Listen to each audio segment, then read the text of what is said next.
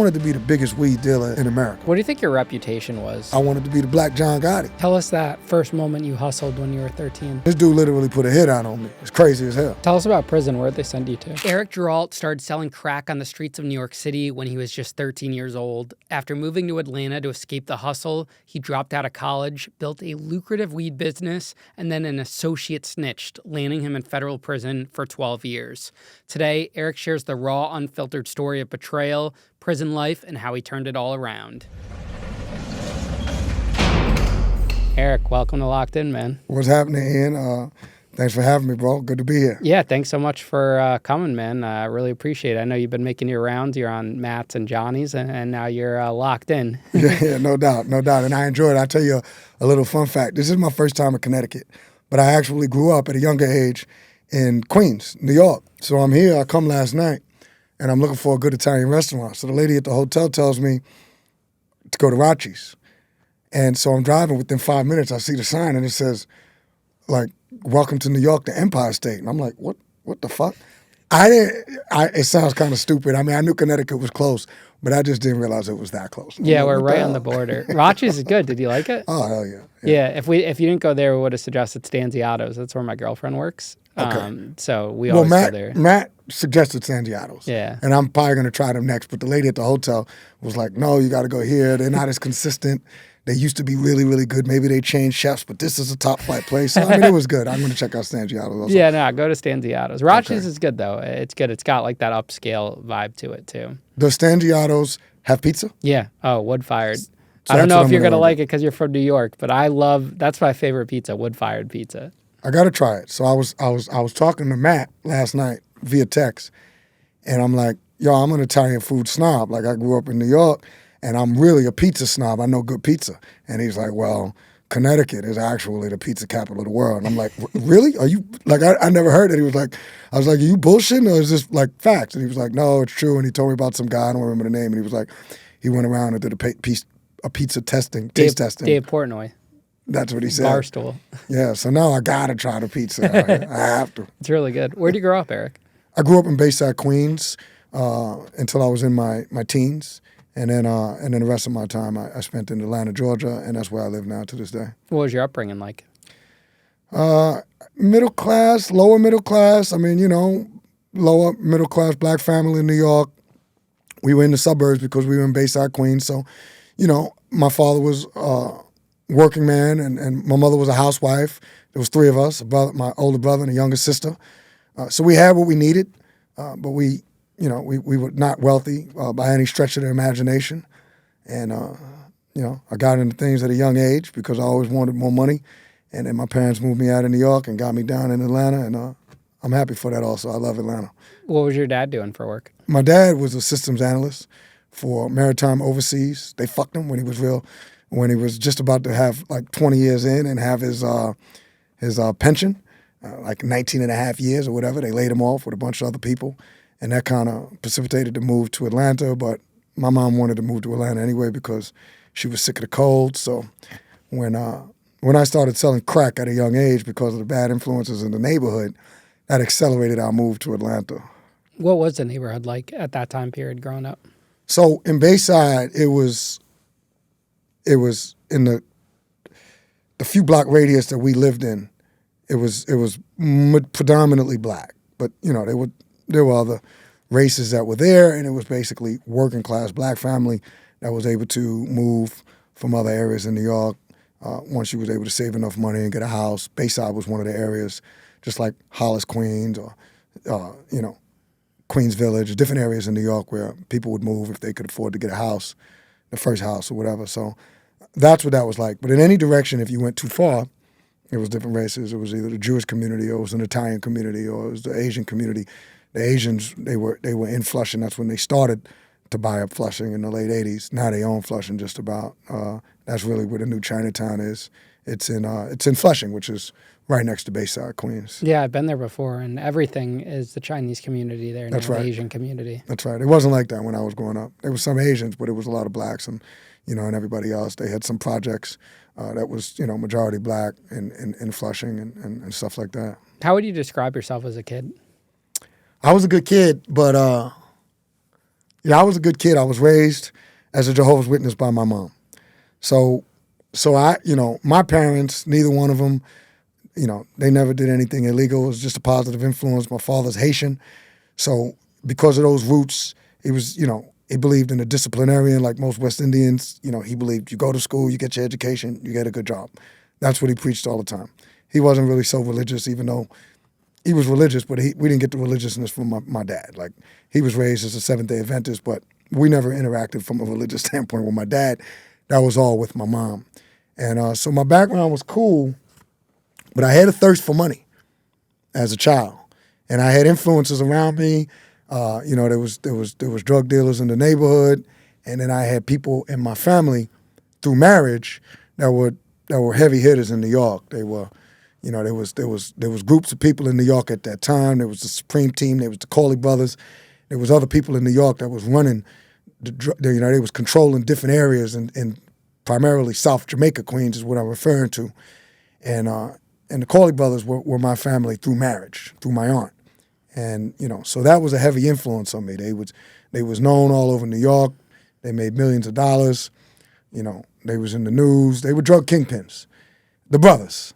And, so that influenced me. I would go to parties as a kid or hear of them, and they would have rappers and, the rappers at that time, and they would pay them just to do their birthday parties. They had cars, they had the jury, all of the stuff that you see, if you watch, old footage of videos or what have you of what was going on at that time in New York, especially like rap was created in New York, like the things that a lot of the rappers may be rapping about at different periods of time, these dudes was legends. So a lot of the times before, rappers was actually drug dealers, and then they become rappers like sometimes happens today.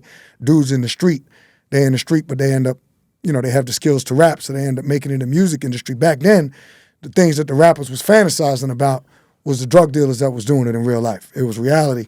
It was fantasized by musicians, but it was reality for dudes that was in the street.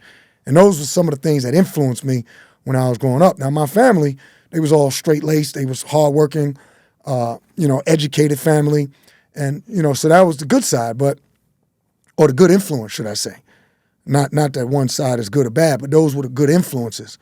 But as a kid, my eye was always towards some of that other element that I seen, just because I was close by it and I was impressed, by money, the flash, and all that type of stuff. But as a kid, I had everything that I needed. Why do you think music didn't interest you, and it was more about the money and the drugs? Well, music did interest me, because actually I tried the whole rap thing when I was 13, 14 years old. Also, me and my brother and my cousins, we was in the breakdancing and popping and rap and all of that also. But, obviously I didn't have the skills, like some of these cats have now. And really maybe I did, but I didn't, it's really wherever your focus lies. And the allure of the streets at a young age, because I'll tell you what, my father, like I said, being old school, Haitian American, like back then in the 80s when the music industry was really starting to pop, old school parents was like, get out of here. This is just a fad. This is a phase. Don't spend your time on that. Go to school, get a good education. Nobody really believed that rap. Back then, they didn't believe that rap would be where it is today. So we really didn't know how to break into the rap game, even though we tried. We went to a couple of record labels in the city and all that. We had tapes and all of that. And we was trying to really do it in the music industry, but the streets just kept calling me. At a very, very young age, I was able to make significant money, unbeknownst to my parents, at a very, very young age, 13 years old, And when I look back now, because I have children, ranging from early 20s to mid 20s, but when I look at when my children were 13, it's kind of mind blowing, because I'm able to remember what I was doing at 13 and what a horror story that was to my parents when they found out that I was selling drugs and they moved me to Atlanta. Because when you look at a 13-year-old child, when you're older, and you realize that's so young. It's just so young. I had no idea what I was doing, and the pain and the grief that I brought to my parents is actually shameful. I'm embarrassed about it to this day, but it is what it is, Tell us that first moment you hustled when you were 13. Yeah, I was super young, And it was a dude in the neighborhood that was that was a heavy influence on us. He was only about 18 himself. So, he was a young man kind of, but we know, 18, you still really don't know what the hell is going on in the world. You just think you do. And, it was me and it was two of my friends. It was Joe Michel and it was Harold Bing. Joe Michel is still one of my best friends to this day. Harold Bing has passed. But, he got us to sell crack for him. And, we didn't know, I was scared. I was more scared of getting caught by my parents than anything else. But we were willing to do it. We thought we can get away with it. We were willing to do a lot of things back those days because you just figured you was going to hide it from your parents. And, once he gave us the game and how you can do it and how you could not get caught, we did it. And he gave us, back then they had vials. They were crack vials. And, it was a scary but exciting time as a 13-year-old kid to get your first package from your local crack dealer, which in this case, we all got a package. And, it was pretty exciting. I just remember getting that package and kind of being like nervous, but kind of excited at the same time. And I got a package of 250, and we would sell those for 20. We would have to pay 10 for them. And, we made money real fast at that young age. You can only imagine back in the 80s, a 13-year-old kid making that type of money in, probably 1 or 2 days. It was fascinating. Going online without ExpressVPN is like putting a big sign on your front lawn that says, "Hey, I don't lock my front door." It's basically an open invitation for anyone to come in and take your stuff. That's what you're doing every time you connect to the internet on public Wi-Fi without protection. For me, running Locked In with Ian Bick means I'm constantly uploading full episodes, transferring large video files to editors, and emailing high-profile guests. A lot of this happens when I'm traveling, at airports, coffee shops, even hotel lobbies, and I can't risk someone snooping on my connection and stealing unreleased content or private emails. ExpressVPN gives me a peace of mind knowing everything I'm doing is encrypted and secure no matter where I am. ExpressVPN is my go-to because their encryption is so strong it would take a hacker with a supercomputer over 1 billion years to crack. And it couldn't be easier to use. I just open the app, hit one button, and I'm protected on my laptop, phone, and tablet in seconds. Secure your online data today by visiting expressvpn.com/lockedin. That's expressvpn.com/lockedin to find out how you can get up to 4 extra months free. expressvpn.com/lockedin. Did you know what crack was and the effects of it at the time? Nah, hell no. We didn't really have no idea. Not really. Remember, I was 13 years old. I mean, as the years went on, 13, 14 years old, we saw grown men doing all type of, crazy, strange shit. We seen grown women doing, crazy shit. Grown women giving blowjobs and sucking dick, just to get high on crack. So it was kind of crazy, and it was really introducing your mind at a very young age to things that you really couldn't understand. So, it was shameful, but at the same time, we were kids and we were being influenced. One thing I realized now that I'm a lot older is that you spend a lot of time with people in the neighborhood or friends or people at school, just as much, if not more time with people outside of your parents, because you have to go to school, you have to walk to school, you have to come home. You spend those time in school. Your parents are probably most of the time trying to make ends meet. They're at work. When you want to go out to the playground, whether you're going to play basketball or football, we did a lot of that. Whether or not you're boxing in the street, whatever it is you're doing, you're spending an awful lot of time with people away from home. So a lot of times, in a lot of instances, no matter how much of a effort that your parents may make to be a positive influence to you, there's negative influences that are there. And, some people get influenced more than others. I was one that was influenced more than others because that law of making money at a young age, it was on me, and I wanted to make the money. And that's what I did. What was the game or the principles that first mentor taught you about of the street? Number one, don't fuck up the money. Everybody got to pay. And you're going to pay one way or another. And they taught us about how to evade police Back then they call them dicks. They were DTs, undercover and all of that. One of the things that they made an impression upon us, as a matter of fact, when you asked me about what was it like when I first started selling is, as I think about it, as you know, Ian, I haven't told the story too many times. Matter of fact, this is only the third time that I told it. So as I talk about it more and more, I remember back. And one of the things that they impressed upon us, which was one of the main points that convinced us to go ahead and do this, is the fact that we were minors. And in New York at that time, if you was a minor, you couldn't be charged as an adult until I think you had to be at least 17, maybe 18. So the impression that they made on us was you're just gonna get a slap of the wrist if you do get caught. The worst thing that's gonna happen to you is you're gonna get your ass beat by your parents. You get arrested, but it was just something that would be on your record as a juvenile, and it would go away when you was 18. So that was one of the things that they taught us. Another thing, never keep it on you.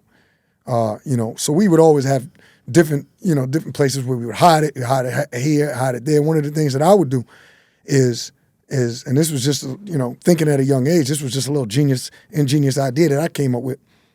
Because most of the crackheads, they smoke cigarettes too.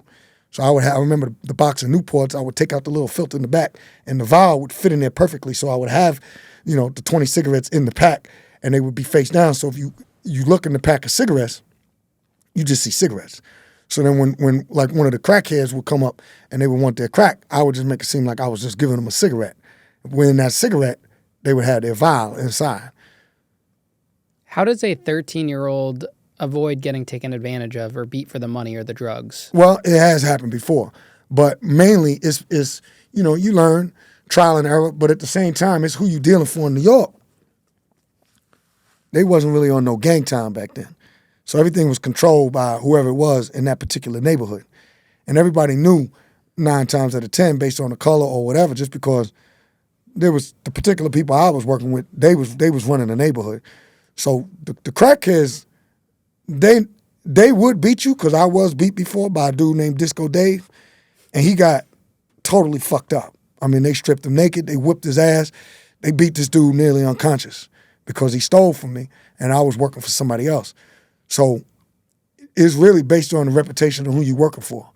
You could get beat, but at the same time, they're gonna pay, and they're gonna pay severely. They're not gonna play with them.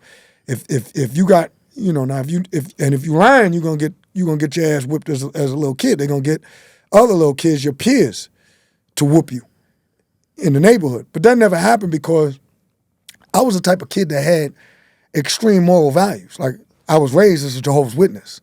So stealing and lying, and it just wasn't even it wasn't in me. My whole thing was to sell and turn the money in and be good at what I did. So I was trustworthy. So it was never a doubt or whether or not if I got robbed or whatever. And if you did get robbed, everybody knew in the neighborhood, the word would travel. It wasn't no secret. So it only happened to me one time. And that dude, he paid for it, and he paid for it severely. And, that's just how it was. There was rules and there was a code. And that code was enforced, by the people in the neighborhood that was the drug dealers. At that age, how are you spending the money? Clothes, riding around in town cars. I used to send my girlfriend at that time, which I was a freshman. When I first started at 13, I wasn't a freshman, but a year later, I was a freshman in high school at John Brown High School, and I had a girlfriend. And she was a senior, and I would send her to and from school every day in the town car, and I would go to and from school every day in the town car myself. My parents didn't know.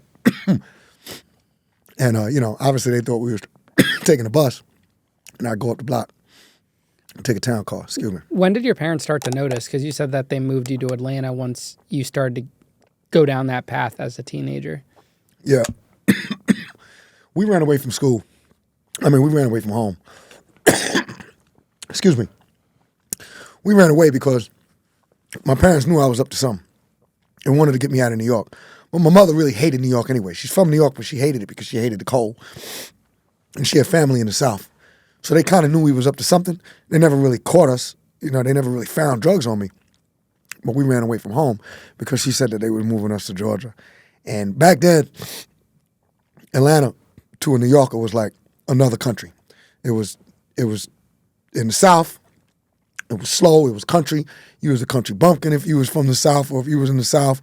And so that was the worst thing in the world.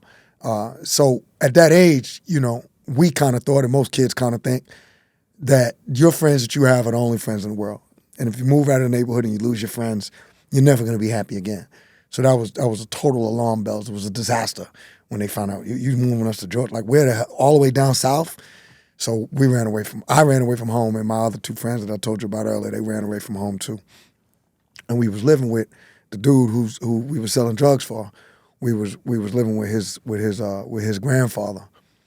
And so, my parents just found out, kind of through word of mouth, who we was staying with and what we was doing. And, a whole thing happened where they convinced us to come back, and we came back, and then my older cousins was at the house, and we came there, and they wouldn't let us leave. And it was crazy. It was like, it's funny to say because it's almost like they kidnapped us, but how can your parents kidnap you? So when we came to the house, our older cousins was there, and they literally took us to the airport that night and flew us to Atlanta, and the rest was history. Why do you think it was so acceptable for kids to sell drugs? Except, like, when you say acceptable. For instance, like, the grandfather whose house you were staying at, of that guy. You know what? He must have known what you guys were doing, right? What the relationship was. You know what? That's a good question. I have to literally think about it right now because I never even looked at it that way. Because the guy that we were selling drugs for, like I said, he was 18 at least, and we were 13. And it's not like we were staying in the daytime, but we would just come there to sleep at night. And I have no idea. I don't really know if what he told his grandfather, because if you really think about it, now that you say it, like, and I think my mother did bring that up before, like, what the hell was he telling his grandfather to say, I got these three 13-year-old kids that's going to sleep here at night? Really didn't make any sense. In today's world, that wouldn't fly. It wouldn't fly. So good question. I got to ask my friend Joe, what does he think? Because, I don't know. Did his grandfather know he was selling drugs? Because he didn't bring us home to his crib. He had his own place? Well, that's what I'm saying. He was probably still living with his mom and his brothers. I don't think the dad was there. But I remember specifically, we didn't go to his place. He had a sister, he had a younger brother, but his younger brother was our age.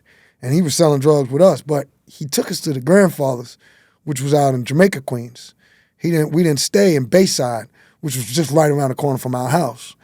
So, I don't know the answer to that. I don't know if it was acceptable or if his grandfather was just like, there are people out there that's like, fucking, my grandkid is selling drugs, he's selling drugs. And, that was quite a long time ago. I truly don't know the answer to that. So you get to Atlanta, what happens?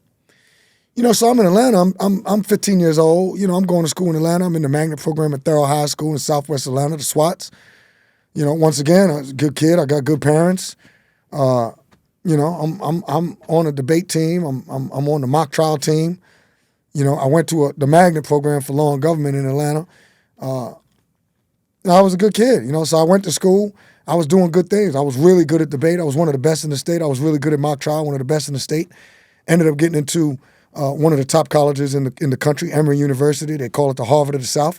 I went there not because I had fantastic grades. I mean, don't get it wrong. I was a brilliant kid. I was never stupid, but I was smoking weed. I wasn't like totally dedicated to school. I had bad study habits, but I was able to do good enough, and I excelled in debate and in mock trials. So, at Emory, I was able to get into their program because most universities will have a program, for one or two kids that excelled in certain areas, whether it's sports or whether or not it was debate or what have you, where they can get you in even if you don't have a perfect SAT score, even if your scores were not perfect. In my instance, or in my instance, it was because Emory University had the largest debate team in the country, but they didn't have a lot of blacks, just to be quite frankly. So they needed, to have more blacks. They needed to have more minorities on their debate team. And I was really, really good coming from Thurl, which was an all-black high school in Atlanta. And I was mentored by some people who are, made a significant impact on my life when I was a child and also as I was an adult. Coma Yates and Sally Yates. And, Sally went on to become Assistant Attorney General. She was United States Attorney. She was United States Attorney for the Northern District of Georgia, for the United States Attorney's Office for the Northern District of Georgia. She went on to become the Assistant Attorney General under Eric Holder. Then she went on to become the acting attorney general and was the first person to be fired by Trump. It was people like her and people like Comer Yates, people like Ron Dixon, who helped us out, who put in their time and effort to help us out as in the mock trial program. And so they made an impact on my life. You know, I had good parents. You know, I should have went to school and become a renowned attorney because I was really, really good at it. I always spoke good, and it was something that I excelled in and something that I loved. I really have no excuse in some of the choices that I made, and so I accept that. You know, I take full ownership of it and responsibility. Obviously, we're going to get into it. It's the purpose that I was here, but you know, I got into trouble in high school because that lure of being popular, messing around and playing in the streets. I didn't start selling drugs again immediately when I got to Atlanta, but I did ended up getting back into selling not crack. That never really I knew crack was bad. And I never used crack or anything like that. And at this point in time, you know, I'm a little older. I know and because of my experiences in New York, I know that it's a destructive force of nature. And I know that some people, when they use it, they get addicted and it could ruin their whole life, ruin families, all of that. I understand this now. But I didn't really sell crack. You know, I did dabble when I got to Atlanta on a couple of occasions, but I got into selling weed. Primarily, I was selling weed in high school. And, you know, I sold in high school just to have extra money in my pocket. Nothing like on any large scales. So, you know, I went through school. I got into school. I got into fights. You know, I was a popular kid, all of that type of stuff. Messed with the music industry again, wanted to be a rapper, all that type of stuff. I ended up graduating. I went to college. And then, you know, funny as it is, when I got into college, when I got to Emory University, I was actually at Oxford of Emory University as a freshman, which is the original birthplace of Emory. And I went there, which then I was supposed to transition after 2 years. You spend 2 years there, and then you could transition into the main campus, and kids that went to there normally went there either because they might have felt, even though you was accepted into Emory, they might have felt that you needed a smaller environment. Maybe your grades was not the best. Maybe you didn't have that perfect SAT score, but you were still in Emory, and it was a smaller campus, and then you would go to the main campus after a couple of years. I never made it to the main campus, but as I told you earlier, I was recruited by Emory to be on the debate team, and I was on the debate team. And but I actually ended up really taking my weed game. Kind of that's when I really started turning up. Not turning up to like the levels that I got to, but doing more than I did when I was in high school because I was around kids that, whether they were in the, fraternities or I was around kids that had a lot more money than I had. I was around rich kids. I was around kids that had the means. When we was in high school, we was always focused in on getting $10 or $20, splitting it. Sometimes that was a chore to get $20 just to be able to buy a $20 bag of weed. Or when I was selling weed, I was mostly selling it to make a little bit of money, but nothing major, also to have free weed to smoke. I wasn't really making no noise in high school with the weed scene, but when I got to college, I started making more money because I was around kids that had the means to be able to buy way more.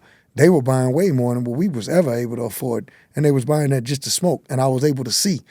My mind was getting stretched. I'm seeing more and more things, and I'm seeing everybody smokes weed. And no matter what race you are, what color, that was always the neutralizer or the equalizer. That would bring everybody together from all races, boy and girl, black, white, Hispanic, Jewish, Asian. It didn't really matter. If you were smoking weed, you were smoking weed in college and you was having fun and we was at the college parties. And I became that guy that got weed for everybody. Started selling to the fraternities, started selling to everybody. So that's how that happened. Guys, enter the room plank first. Blue Chew isn't just a tablet. It's the pre-workout your love life didn't know it needed. Stronger, harder, longer lasting. Like your downstairs just signed up for boot camp and came back with a six-pack. Blue Chew is the original brand offering chewable tablets for better sex.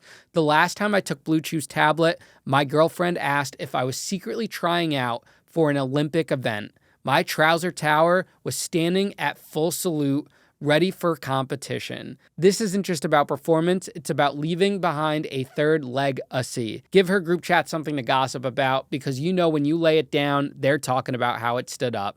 Go build your legend at BlueChew.com, and we've got a special deal for our listeners. As always, get your first month of Blue Chew free. Just use promo code LOCKEDIN at checkout and pay $5 for shipping. That's it. Join Blue Chew's mission to upgrade humanity one thrust at a time. Head to BlueChew.com for details and safety info. And big thanks to Blue Chew for sponsoring the podcast. If you had stayed in New York, what do you think the outcome would have been? Do you think you would have ended up in college too, or Probably not. Me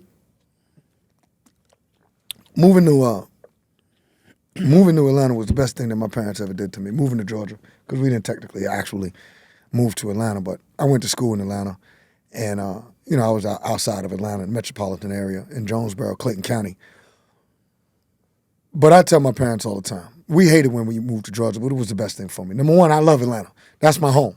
That, even though I was grounded, like in my formative years in New York, the New York never came out of me. Moving to Georgia and growing up in Atlanta and experiencing that, it gave me a broader scope, a broader scale. I think it's good for people to be able to live in more than one place, because if you stay in one place, you kind of think that's all it is.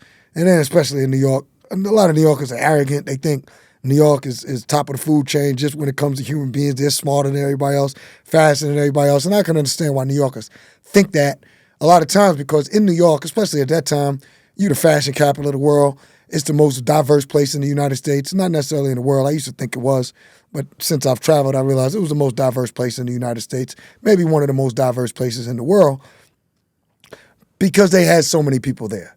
So you had access to different cultures, a different way of doing things. So that would lead you to believe that you're faster, better, smarter than everybody else. It's not true. People just have different accents. But if I would have stayed in New York, to answer your question, my fear is that I would have probably became a drug kingpin. Probably wouldn't have went to school, and probably might have ended up getting a life sentence. Maybe I wouldn't have ended up selling weed, or maybe I would have. But the influence and the crack, the cocaine was close by. Like I told you earlier, I had people through marriage. That was my family. They were kingpins. So there's no doubt in my mind that I would have escalated. I would have leveled up or scaled up faster than you could imagine. And there's no telling what could have happened. It just scares me just to think about what would have happened if I would have stayed in New York. My parents, it was the best move for me. I'm happy, and they're alive to this day, and I thank them for that. They knew what was best, and it was best. Get me out of New York. So tell us how you started to build a business in college. Well, in college, like I said, I started becoming the guy that got the weed for everybody. Simply put, I just came. I had connections in Atlanta. I smoked weed. Everybody was smoking weed. Not everybody. But I was hanging around all the people that were smoking weed. So I ended up bringing my weed from Atlanta on a few occasions, and it was just better than what anybody else could get on the campus. A lot of times, those other students were not from Georgia, or even if they were from Georgia, they couldn't get the weed that I could get. I was getting weed from the Jamaicans in the West End area, and I would bring it back, and it was the best weed by far. So then, they just ended up giving me their money to go pick up weed for everybody. I would imagine, I don't know if you went to college or not, but you can imagine how that is. So I started off getting weed for everybody, and then I would just get it at one price and sell it to them at a lot higher price, basically double or triple or whatever it was. And then they just started giving me so much money. First, I just started going buying a little bit, maybe an ounce. I can come back and sell that.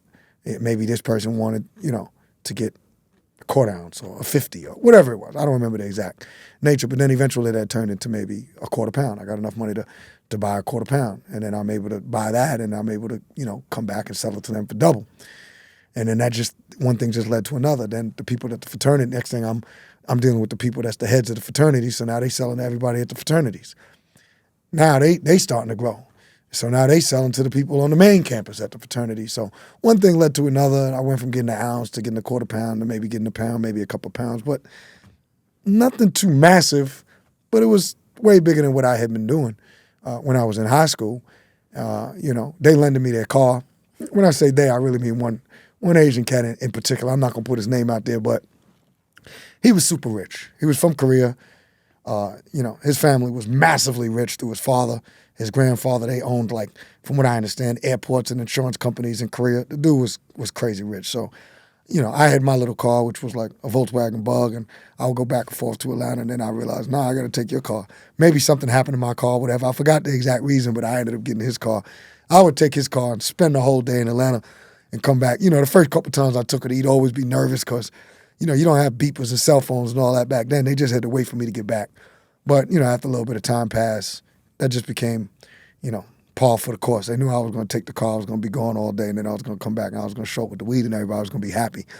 But, I was having a hell of a good time taking his Mercedes-Benz and stunting all over Atlanta in the Benz like it was mine.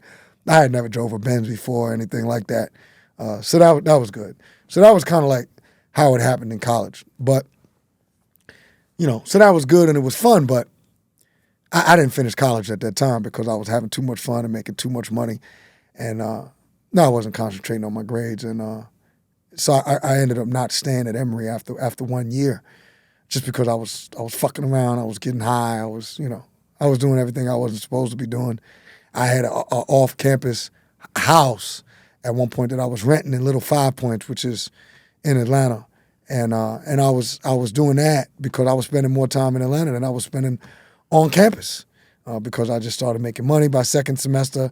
And then in my mind, I was just like, school really became like, it was just in the way. It was a major distraction and it was a waste of time because I started I wanted to really turn up on the weed scene. And at the same time, so I was friends with Lil Jon at the time. The rapper? The rapper. He was a really good friend of mine. He was my boy to this day. And so I was back trying to do the whole music industry thing. But I was doing the music industry thing, but I'm still trying to be in the streets. Cause back then it's still real early in the like in the music industry, and this is when really the music industry was blowing up on the scene in Atlanta, and Lil Jon was a major part of that. So we were friends like a long time ago, before he really became like one of the biggest stars, entertainment stars in the universe. It was Lil Jon, my friend. And he was the best DJ in Atlanta, bar none. And he always had a knack for being able to play to the crowd and play the music that the crowd wanted to hear. So he was the best hip hop DJ. He was the best reggae DJ. And then when the house started getting popular, he was the best house DJ. So like, you know how it is when people would think, oh, this person, they blew up overnight. Nah, not with Lil Jon. He was always the best DJ in Atlanta. And he can control any crowd. So he would rock the dance hall clubs. He would rock the hip hop clubs. The Jamaicans loved him. The Ethiopians loved him. The reggae music, he was doing it all. And he was my friend. So along a short story, I'll just give you a little bit of the background. I was one of the original creators of Black Market Entertainment, which is the label that John and Cersei and Rob and Vince, shout out to those guys. We're all still friends to this day. We started that label together. And because of me and my law for the streets, I wasn't in it. I couldn't really see the vision like those guys could see the vision. So I was still fucking around trying to be like Lil Jon used to say, you Lil John Gotti, you Lil John Gotti. That's what he used to call me because I had the influence of John Gotti, which was a mobster from New York. I had that influence, and that's who I wanted to be. Just truth be told. I wanted to be John Gotti. I wanted to be the Black John Gotti. And so I was always still trying to hustle, and those guys, they saw the vision that I didn't see. And that's why we didn't grow together. My cousin, my cousin ended up getting shot. My cousin was hustling with me, and he ended up getting shot at that time. He's alive to this day. My cousin Tyrone, we call him Ty, and shout out to Ty, but he got shot in his stomach. Somebody tried to take us out. That's a whole nother story. But he got shot in his stomach, close range, by a pump shotgun. 6 feet of his intestines was hanging out.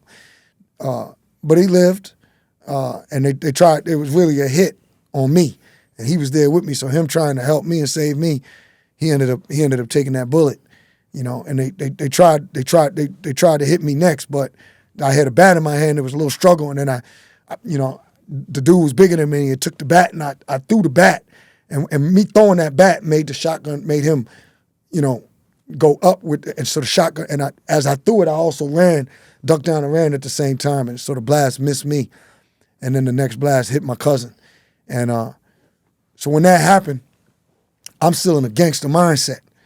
So even though we started this thing with Lil Jon, and then when we supposed to have this label, Black Market Entertainment, I'm thinking in my mind, I'm going to regroup, I'm going to go back to my roots. So I leave Atlanta and go back to New York, really thinking retaliation. I don't really know what's going on. I don't know who it came from. So I'm thinking I'm gonna go up here, I'm gonna regroup, then I'm gonna come back and I'm gonna knock this dude's head off. But so when I leave, Lil John and them, they not fucking around in the streets like me. They just know I left. I didn't tell anybody anything. I just disappeared. I'm gone for approximately 3 months. When I come back, them dudes was working with So Def, and they became So Def's street promotion team. And Lil John then became the A&R for So Def. And then one thing led to another, and then they ended up doing their own label and having their own artists. And like I told you, the rest is history. So there's no love lost. I got mad love for those guys. Obviously, they did their thing. Those is good dudes. Lil John is one of the best, and that's it. To answer your question, I know it might have been a little long-winded. Sometime I am, but that's how it happened. Why was there a hit put out on you? So it was crazy. I was fucking with this cat. He was from New Orleans. He was a psycho, really. Dude is real a psychopath when I look back at it. I was selling weed for him. And whenever I sold weed, I just always did good at it. I always excelled at it. Really, I'm just a good business mind, So whatever I put my mind to, wherever you put your focus, wherever your focus lies, you're going to excel in that. Just so happened, my mind was focused on becoming a street millionaire in weed, which eventually I did. But I was selling for this dude, making a lot of money for him. But I ended up linking up with this Jamaican cat, and I ended up rocking with the Jamaicans, and I stopped selling for this dude. And this dude was just literally a psycho. So back then, like really, he was just mad that I stopped selling weed for him and started selling to someone else. So in his mind, I guess he kind of thought like he owned me, or once I started selling with him, I couldn't sell for no one else. And this dude literally put a hit out on me. It's crazy as hell. That's what happened. What did it mean to you to be the Black John Gotti?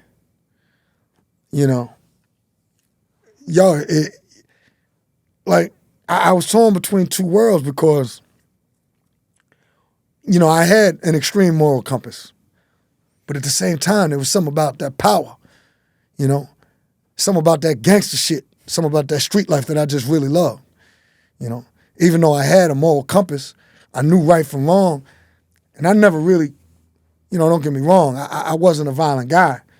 There was a few episodes where violence had to happen, but it wasn't me. Anytime there was violence, it was because it was self-defense, or it was just based on something that, the influence on me thinking that's how you got to handle business growing up, which was negative influence and it was bad. But at a young age, we all do things that we regret or that we're sorry for. But what it meant to me to be the Black John Gotti is like, in my mind, I just wanted to I wanted to make millions of dollars in whatever I was doing, and I wanted to just be on a level. I wanted to control my own destiny, and I wanted to be powerful, and I wanted to be powerful based on money and based on, drugs. But, for me, it was marijuana.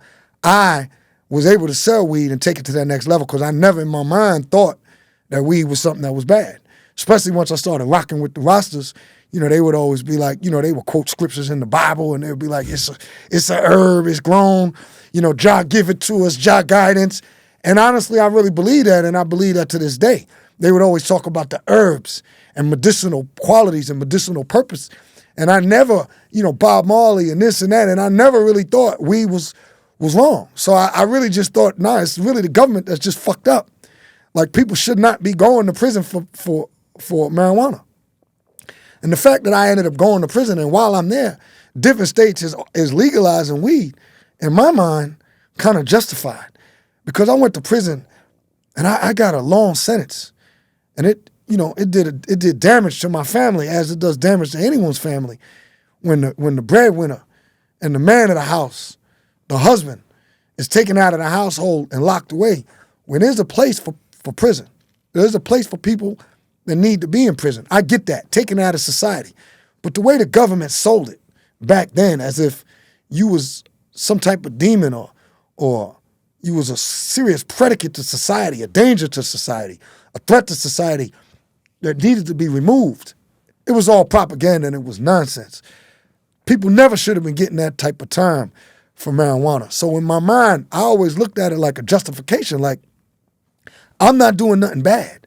I almost looked at it like me and anyone else that was selling marijuana was a victim of the system, of the government, locking people up and creating this whole narrative that marijuana was some demon drug that was so bad. We all know that that's nonsense now. And that's why I'm really a I would say I'm someone, the proper word is escaping me, but I'm an advocate for the total legalization of marijuana. And if you're in prison, state crime, marijuana crime, federal marijuana crime, if it's nonviolent, somebody should step up. The governors for the state, the president, and give a blanket pardon. If you don't want to give a pardon because people knew what they were doing when they broke the law, I knew I was breaking the law. I couldn't have made the money that I was making if it was not illegal, but let some of these people come home to their families. The government is basically admitted now. People should not be locked away and taken out of society, removed from their family for selling marijuana. Commute the sentence if you don't want to give them a full pardon. Trump is probably the only one that would have the balls or the conviction to let people out. As we know, it's only the president that can give people a pardon or a commutation for federal crimes. But there's a lot of people, nonviolent offenders that's been in prisons, has been given decades behind bars or years longer than what they should have gotten. Admittedly, they broke the law. Maybe they should pay because you knew it was a criminal act. But let some of these people home. And that's why I look up to President Trump, because he has whether you agree with him or you don't agree with him, he has the confidence and the conviction to do what he thinks is right. Like, I've never seen a president like this man. Biden didn't have the guts to do it. I've never seen someone, whether it's right or wrong, to you, to me. It's not up for me to judge a man's heart or to know why he did something or to know what it is, a person's true motivations. But what I look up to, what I admire about President Trump is that if he says he's going to do something, he's going to do it. And if he believes in something, he's going to do it. And, that's why I make a plea to him. Look at some of these cases, as he's already done, and I give him credit and I thank him. Some of these people that's in prison don't deserve to still be in prison. And he's the type of president that can get it done. And, I'm stopped from doing so many things. Even though I've come home and I've done community outreach, I try and give back. I try and let people know that just because you've made a mistake in your life, that should not define you. And it doesn't have to define you because the book is not over. There's more chapters to be written to your story. So if you made a mistake like I did, I own it. I was doing something was illegal, but we don't here in America believe that people should be punished for the rest of their lives. If you've done something and you're sorry for it, I believe you should be given a second chance. America is the home of second chances. And that's why I'm making that plea. And I'm urging and I'm imploring President Trump to look into some of these cases and get people back home to their families. But to answer your question, and I know once again it's kind of a long way to get to the point, but it meant to me, like, I watched stories like A Bronx Tale and, these different influences that I had, and I wanted that power. I'm not going to lie. I didn't want to hurt people. I didn't never want to kill nobody and never did. But I wanted to be the biggest weed dealer in America. And I didn't become that, but maybe I was one of them. I probably got close. Maybe not the biggest, but I did my share. But, so I wanted to control my own destiny. I wanted to have power. So I wanted to be like John Gotti from that perspective. How did your parents react to you leaving college? They were not happy. But I was in and I was out. Just like the podcast. In and out podcast with Eric G. I was in and I was out. So I always had it in me that I needed to go back to school. So when I didn't go back to Emory, and it was only because, and it's funny because when I went to Emory, my father had sold his house that we had owned for years in New York. And because he sold his house, he didn't really make so much money. He made, because of the money that my father made, I should have been able to get financial aid when I went to Emory because I didn't get a scholarship because my grades wasn't already there. But they wanted me there because I was really good at debate, so they recruited me to be there. So the deal really was if we could pay the first year, if I could just get my grades up, by the next year they'd get me into some type of scholarship program. But I needed to do the right thing for the first year, get my grades up, and then they could get me academic support based on the fact that I was on the debate team. But my father really didn't make enough money at that time to pay $16,000 a year. Now, this is early 90s. This was a lot of money back then. But he said it was so important to him for me to get the best education possible that he sacrificed and paid for me to go the first year. And if I was stuck to my end of the bargain, he wasn't supposed to have to pay the next year. Well, I didn't stick to my end of the bargain because I didn't get the appropriate grades. So he was like, I can't pay. I cannot pay again for you to go. So, and then because my grades wasn't there, they wasn't able to get me. They was like, if you get at least 3.5 or up, we can get you, academic scholarship. But I didn't keep to my end of the bargain. So, it was a tremendous disappointment and embarrassment to me that I was able to get into this fantastic school and not do my end of the bargain. And it's funny because I always been the type of kid that wanted to help my father. If I knew in my mind, because I'm around kids at Emory, Oxford of Emory, that had so much money they didn't have any financial issues. But they couldn't really give me a lot of money every semester, but they gave me what I needed, don't get me wrong. But still, as an 18-year-old, I wanted to have more. And I was around kids that had so much. On their vacations, they would take these, elaborate trips, expensive trips, and I just wanted to have more money. I'm making more money as I'm selling weed. One of the things that I wanted to relieve from my father was just, finances and having to help me out, because although he didn't mean it, and our parents at the time didn't mean it, they'd always let you know, we are not rich. And, there was always, finances was kind of always like a little struggle. And they would let you know how much it cost. And I felt bad that he spent this amount of money for me to go to school. And then I fucked it off because of my behavior, because of what I did. It was a tremendous, tremendous disappointment to him. And it really bothered me. It was on my conscience. So I would jump back in school. I'd go to Clayton State, and then I'd fuck around and fail out. And I'm not really doing well. But just to be in school, they would know I'm back in school. I'm back in college. I would kind of hide the fact that I'm not really going. I had the intention to doing well, but I'm partying, I'm smoking weed, I'm making money, and this is happening more and more and more. Where really I'm just thinking to myself, I'm kind of justifying it. Like, school is, like I said, at that point, school is becoming a distraction to the street life. Not the street life is a distraction to school. I'm justifying it in my own mind, like, this is a waste of time. I can make enough money, back to John Gotti scenario, I can make enough money where I don't need school. Fuck, I need school for I can go to school later. I'm supposed to go to law school, but I'm thinking, I already know, because I'm a smart kid. The average price of a lawyer is, average salary of a lawyer out of school is this. I'm making more than that. So why I want to be a lawyer? So in my mind, I'm thinking I'm going to make enough money. I'm going to make millions. I'm going to parlay that. I'm going to open up other businesses. I'm going to get all legal, and and it's going to be a great American story. As you know, it didn't turn out that way. This episode is brought to you by Prize Picks. You and I make decisions every day, but on Prize Picks, being right can get you paid. Don't miss any of the excitement this season on Prize Picks, where it's good to be right. This week's football slate is a weird one. Jets versus Dolphins is going to look like a middle school game, but that's why I'm loving Tyrod Taylor, more passing yards. He's quietly been slinging the ball, and with the Jets' elite receiver squad, I think he's going to put up big numbers.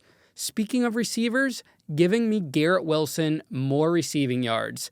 This guy catches everything within 10 feet of him, and with Tyrod and Garrett clicking, this duo is going off. And for Monday night's game, Jake Browning versus Bo Nix is not exactly a primetime thriller, but I think this is Bo Nix's breakout game. The Bengals are beat up and vulnerable, so I'm taking Bo Nix more passing yards to flip the script on his slow start. Prize Picks is the easiest way to get in on the action. Just pick more or less on 2 to 6 player projections, and you could cash in. And with their flex play option, you could still win even if one of your picks misses. Plus, Prize Picks makes deposits and withdrawals super fast and secure. They even support Venmo and Apple Pay. Download the app today and use code Ian Bick to get $50 in lineups after you play your first $5 lineup. That's code Ian Bick to get $50 in lineups after you play your first $5 lineup. Prize Picks, it's good to be right. So break us down what happens with your business after college when you leave. My weed business? Yeah. How does it grow? So it starts growing because I met my dude. He was nicknamed Kid. He was from Port Royal, Kingston 1. He was a Rasta without the dreads.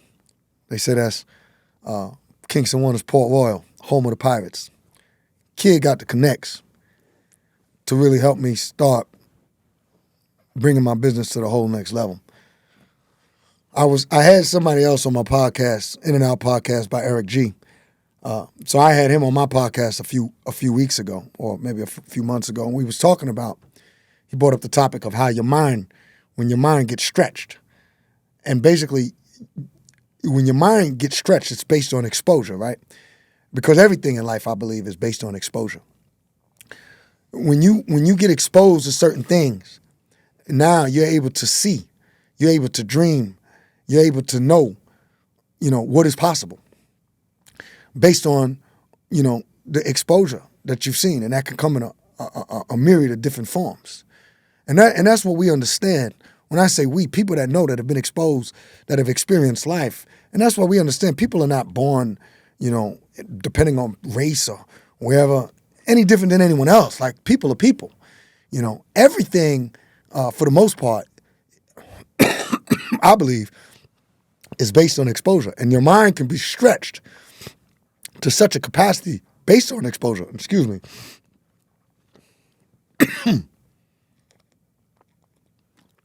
Based on exposure, your mind can be stretched like a hula hoop. And that's what we were talking about on the podcast. It can be stretched to where it will never go back. Once the genie is out the bottle, and once you've been exposed to something, and once you see it, and you know what's possible, you want that. So this was the beginning. The first beginning was going to that college and seeing how much money you can make and how much money people had. I didn't have friends like that in my community that grew up as millionaires. Their parents were millionaires. They never wanted a shit. I didn't have that. So going to the college was the first step. Meeting kid was another step. And there was some other steps in between also. Like I told you, my influences in New York, I seen drug dealers make millions of dollars, but I didn't know anyone personally in my community that made that type of money. And it was still distant. I knew they was making that money, but my parents, we'd be around them at family gatherings and cookouts and eateries, but they didn't want me around them all the time, because my mother, they knew what they were doing. They didn't know if I knew what they was doing, but we knew because the streets knew. They knew who my family was, and they rang bells all over. So we knew as kids, but my parents didn't know. That's one story. So now this is another opportunity where I meet my dude, and now he's giving me weed, and he's fronting me weed, and he's giving me weed. I never really had it like that. So he's introducing me to a whole nother level. And so he's hooked up because of who he is, who's in his family. Me and Kid, we the same age. But, now he's got this pipeline where, at the time, I'm really thinking that the weed is coming from Jamaica. Maybe some of it was a little bit, because weed at that time was coming from Jamaica. And they probably did get some weed in from Jamaica. But that wasn't the real link. The real link was the weed was coming from Cali. And it was through his people that was older than him, the Rastas and the people that he was messing with, that was connected to, I don't know if these dudes were Shower Posse or, the Jamaican boys or whoever they were, but they were big and they were major, and they were dealing, they were sending it from Cali is where it was really coming from. And I come to find out later, I'm thinking it's coming from the Jamaicans because that's where I'm getting it from. But now the Jamaicans that was big at this time, they was really linked to Amigo. They was linked to a Mexican that was bringing it in from Mexico. This is when you getting the bales of weed and the 22-pound bales that was either coming from Arizona through the area of Mexico, which is closest to Arizona, or is coming in through Cali. So that's where he was getting it from his boys, and they were shipping it to him. And as me and him became better friends, I started really seeing, and I started seeing how this pipeline happened. So he started giving me weed in Atlanta. He started funding to me. So I had way more than I can buy. And he's giving it to me on a level to where now I can employ other people. That goes back to the John Gotti. So now I'm looking at not just me selling weed, but I'm looking at employing other people to sell weed. And I got it at a price and a quality that not many people had, at my age. I'm sure there was some people that had it at my age, but I didn't know any of them. What was the price? Back then, at that age, at that time, I'm guessing weed, I'm getting it for maybe $650. $650. A pound. That's cheap. That's cheap. At that age. I mean, at that time, especially because I know weed at that time, and a lot of time has passed by, but I'm probably selling it between $1,000 and $1,200. And then I start as a couple years passed, I started going out of state, and I'm getting between 1,400 and 1,600 in places like West Virginia, Ohio, Cincinnati, Columbus, Charleston, West Virginia. That's where I call my case. But even in Atlanta, I'm knocking their head off. I mean, I'm getting weed that people wasn't getting at that price. And I'm getting as much as I can move. How would it come to you? At first it would come to me. I wasn't getting it in. Kid was getting it in, but he was my guy. So he would give it to me, and he would give it to me in pounds. But, we probably started with 5 at a time. Then we go on to 10. I mean, I'm making shit disappear like lightning, So much so. So he would get it in, and they were sending it in through the mail. Back then, we getting money, so you can get a lot of stuff in the mail, UPS, FedEx, Postal, however they getting it. They would get it in, he would give it to me. But then when we would send the money back, you can send $20, $30, $40,000 Western Union. You didn't even have to show ID. So that's how they get the money back. But it was always, things was always changing. But back then at that particular time, when I first got introduced to him, that's how he was doing it. He was getting it in constantly. Then he started getting it in. Well, Maryland was one way, but another way, they had girls. Don't fit the description, real beautiful girls. They would get it in on an airplane. They would bring it in literally on a plane. They would carry it in their luggage. They would just check the bag. You just had to find somebody that had a credit card and or even if they didn't have a credit card. It wasn't really a thing. Like, it was just so easy to do it. You didn't really even have to have ID to buy your plane ticket. And they would get it in, and they would bring it in suitcases. They would check their bag. They had a way. They would just, they would just check the bag, and they would just bring it in, and they would just give it to me. I wasn't involved in transportation or anything at that immediate time. But I was getting rid of a lot of weed, and then I was putting a lot of people on because I had the best weed, at that time, green, red hair, Sensi, fire. We had it. And at that time, it was the Jamaicans. It wasn't as many Mexicans in Atlanta, so it was really the Jamaicans that was running thing on the weed tip. And the Jamaicans had a reputation. In New York, they had it in Miami, and it was a growing reputation in Atlanta. And the reputation was one of extreme violence. You didn't fuck with them, And so they was running the weed scene at that time. They used to get a lot of weed in from Jamaica, but, it kind of segued into, because I think the United States started locking down on weed coming from Jamaica, and then it segued into the Mexicans getting in the majority of the weed. They would just get it in right over the border, like I said, either coming through Tijuana or coming through, the California border or the Arizona border. That's how it was going on. Did you ever experience any violence with them? I did not experience any violence with them, but I knew about it. And, we used to run around, particularly in the West End area, which is the AU Center, where Atlanta is. Where I was in Atlanta, I was in the Southwest Swats, which was right near the AU Center. So, we walk around, we was gathered up, we walk around like we owned Atlanta. And, I was just associated with the Jamaican, with all Jamaicans. That was our crew. So it was me and it was Kid, and then it was my, I would always keep either very, very close friends or my brother or my first cousins around me. That was kind of like our clique. And, I was putting everybody on, and, I knew a lot of people. There was no real violence. I mean, I knew of them dudes committing violence, and I had a lot of juice based on the fact that I made dudes a lot of money. So, if it needed to happen, it could happen. But I ain't going to say that, with them directly, it never really needed to happen because, number one, I was always good with business. And I was honest. So I was never into these stories that other people would be into where they fake like something happened to the money. If something happened with the money, it didn't even matter. If somebody ran off on me or owed me money, they was going to see their money. Because I was always good with money. Because an older dude always told me when I was younger, the key to big dudes getting big was saving. So I was always a saver. So I would always stack my money. I wasn't always into being flashy and all that nonsense. I always had a saying, fuck the flash. I just want the cash.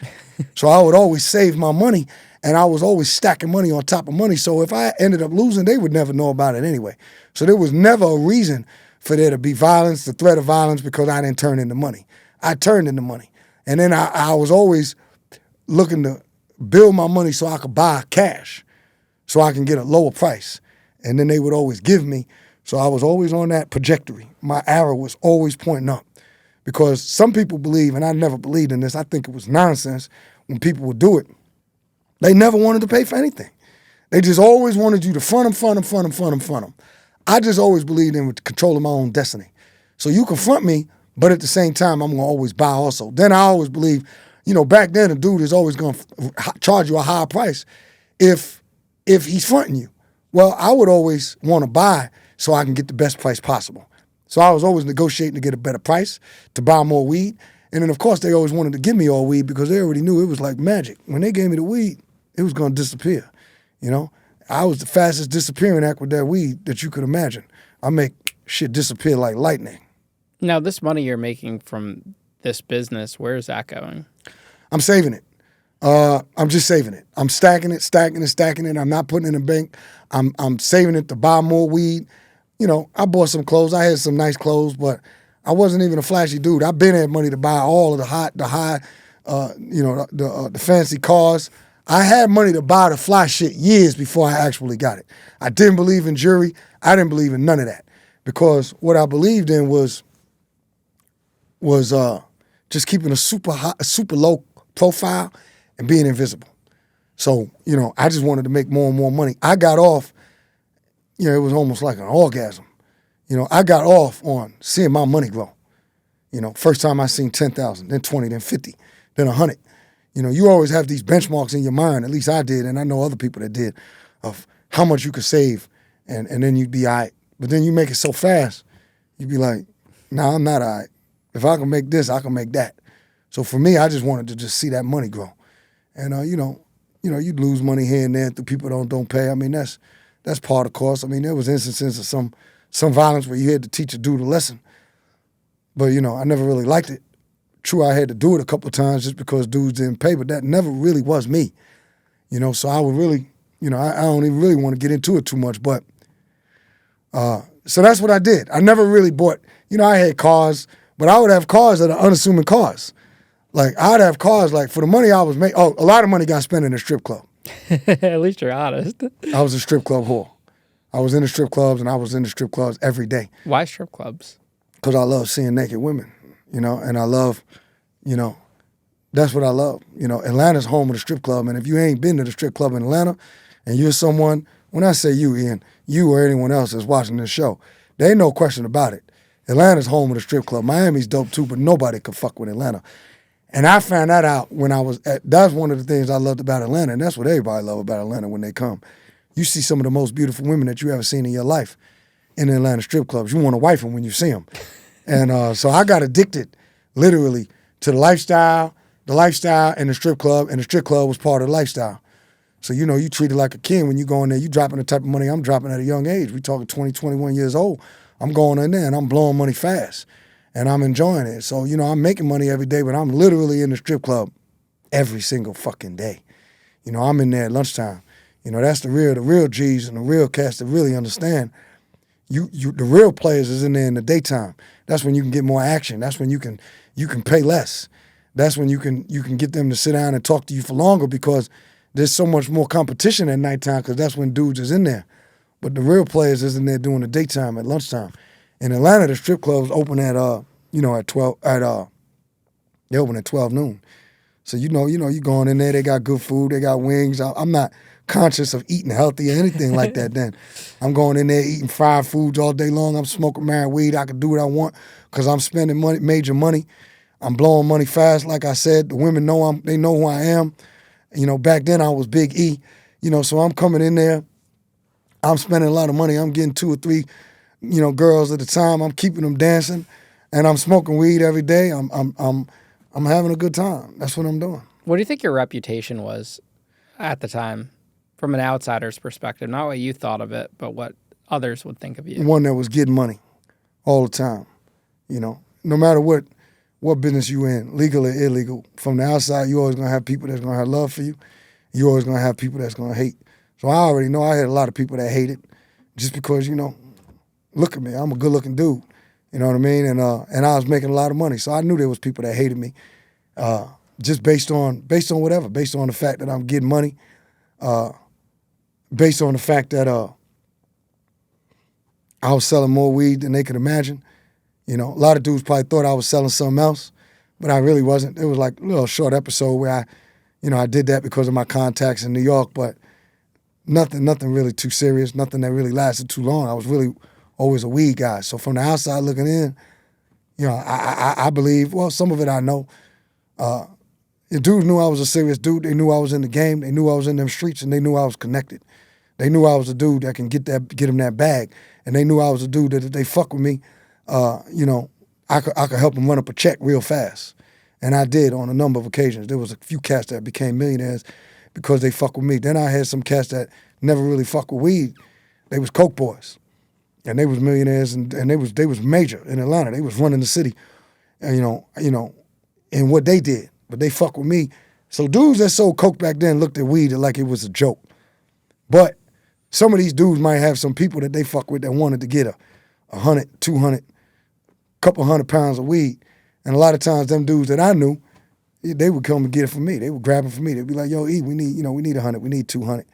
They throw me the money, or either I throw them the weed and they throw me the money later. That's what it was. We was all getting money. We was making a lot of it.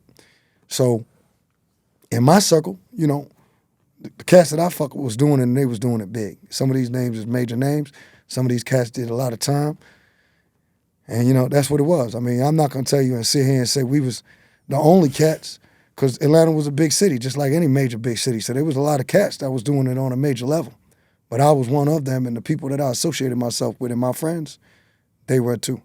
They were selling hundreds of birds, and I was selling hundreds, if not thousands of pounds of weed. Eventually, it became thousands, and it became tons, like for real, but just at that time period that you talking about, in my early 20s, I was doing it. I was making hundreds of $1,000s, and it wasn't no secret to the people that knew me. Now, to the outside, like I explained to you, I wasn't really all that flashy. First time when I really started getting flashy was really almost like a fuck you, because some cats had, no, for real talk, some cats had snitched on me, and they was really just hating. Country niggas from up the block, excuse my French, I don't like to use that word, especially when I'm sitting there with somebody that's not of my race, just to be real with you, but sometimes it just pops out. So it's a slip. But so these cats up the block, they sent the police after us. And cause we had 3 houses on the block. We had a waste spot, we had a spot where they did small things like breakdowns, and then we had a safe house. And we was running that block. They was coming from all over to come to us to get the weed. And these cats up the block was just jealous. And they sent the police on us. And I just happened to be in the house. I didn't never really stayed in that house because I really was, I just had people that was doing it. And I just really went up in the house because my family owned it. So I went up in the house, and really they was probably watching the house from up the block. That's probably why they busted it when I was in there. So they busted it when I was in there. And they brought us out in cuffs, bought the weed out, bought the guns and all of that stuff. And I was able to beat that charge because the people that was in the crib, they was family and they was friends, so they was like, they took that charge. But so when we walked out, I'm in cuffs, I could see everybody, and I could see them suckers, and I later found out who sent the police. So what happened is one of them cats had got busted up the block, and then they sent the police and said that they got it from us. Because there was a bunch of weed spots on that block. So them suckers from the block, they got caught as they sold to an undercover, so then they sent the police on us, and I ended up getting caught up in that. I ended up getting the charges dropped, like I told you. But in my mind, it was just a reaction. And I was like, all right, now I'm gonna show you dudes. So I went out and I bought a 5.7, I bought a 540i, black on black, BMW, V8 at that time in 97. It was a 97 540i. And I did it because I seen somebody else with that car. That was my first time seeing it. I was like, I'm going to go out and I'm going to get that. So I copped it. And I got it as a reaction to them dudes that hated on us and got me busted. So it was really like, all right, I'm going to show you jokers now. I'm really going to turn up. And that's why I bought it. That's literally why I bought a flashy car at that point in time. How many people were working for you? So I didn't, I had people. I don't like to use that word because the people that was fucking with me, we was all in it together. Now, admittedly so. I was at the top of the food chain in our crew that was doing the weed. I ain't talking about the dudes that was doing their thing. That was just associates that I spoke of earlier. I'm talking about people that flowed around me. Because I had the most entrepreneurial spirit. I had to connect. And really that's how that happened. So, I guess in a way you could say they were working for me. But it was really like this. It was like friends and family or family and friends. And yeah, they would all get the weed from me. You know, you could say it was 15 to 20 at any one period of time, but the ones that was just working for me from the standpoint that it was family and friends that they would get their weed from me, but they did their own thing. I'm not like in no hierarchy where I got a structure where I'm telling them what to charge and all that. They had their own clientele, and I had mine. Now, we did have houses that, you know, I made them houses rock. That's real. So they might have been in a house like I described where they was breakdowns, and I would supply all of the weed, and then we did have people in there that would sell it. So from that standpoint, I mean, I guess it was 5, 6, because those are the closest people to me, and we was all doing it together. I don't really like to use that word, working for me. We was all working together, and everybody had their role. My role was one of supplier, you know, strategic planning. You know, I put a motherfucking plan together, and I make it happen. Then I had a number of other people that would get weed from me that I would front it to them. Now, for me, I look at that as a buyer-seller relationship. I'm not telling them what to sell it for. They had their own clientele. Maybe some people would say they were working for me. I don't really say they was working for me as so much that I was fronting it to them. I'm fronting it to them so they could get their own bag and so that they can sell my weed. So I don't know how you want to categorize that, but like I said, maybe there was loosely 5 or 6 people working for me. If you want to count the people that was close to me, 5 or 6 or 7, maybe double that amount if you want to count the people, or even triple that if you want to count the people that I was fronting it to. What happens next, going through your 20s? I'm growing and I'm growing and I'm growing. I'm always trying to add value to every situation. So like I told you, my man, eventually he asked me if I could add to the equation by helping them with people to transport. So I'm getting people that can, primarily girls, that have a clean record, that's willing to go out to California. At this point, my guy, his people's in Cali, they all Jamaicans. My people, I'd send them out there, they would handle the rest. You know, they would, if they want them to dress a certain way, they would get the luggages, they would package everything, they would buy it, they would do whatever. I would supply the girls. We were getting the girls that were college girls, white girls, Russian girls, black girls, whatever it was. I had a bunch of playboys on my crew, like myself. When I say that, I just mean, you know, I was more of a businessman. I can get girls, and I had girls that I could meet and influence them to take this trip. They get paid $1,000. We tell them how it's going to happen, convince them nothing's going to happen. All they got to do is A, B, and C. Go out there. They get a free trip, spending money to California. We're going to pay for everything else. We're going to give them $1,000 when they come home. That was an easy sell. But then I had other dudes that, you know, that really got a lot of girls, and they would basically help recruit. So I added that element. That's adding value to what they was doing, because I'm helping them now with the transportation side of it by way of finding girls.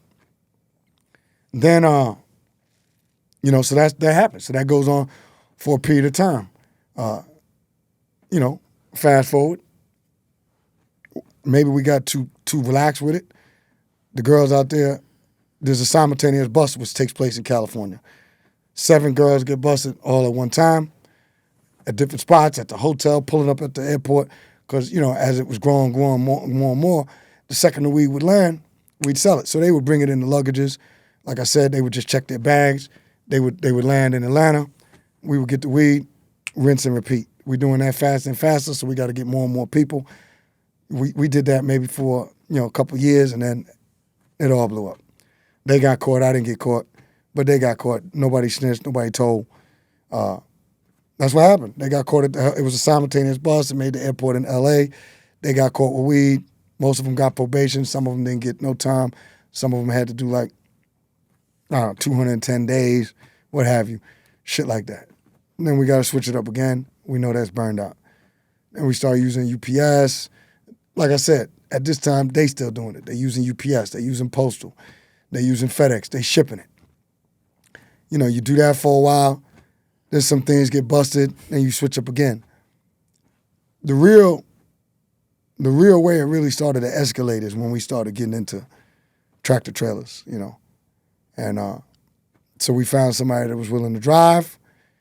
And then we was able to really scale up to a level that had never been seen before.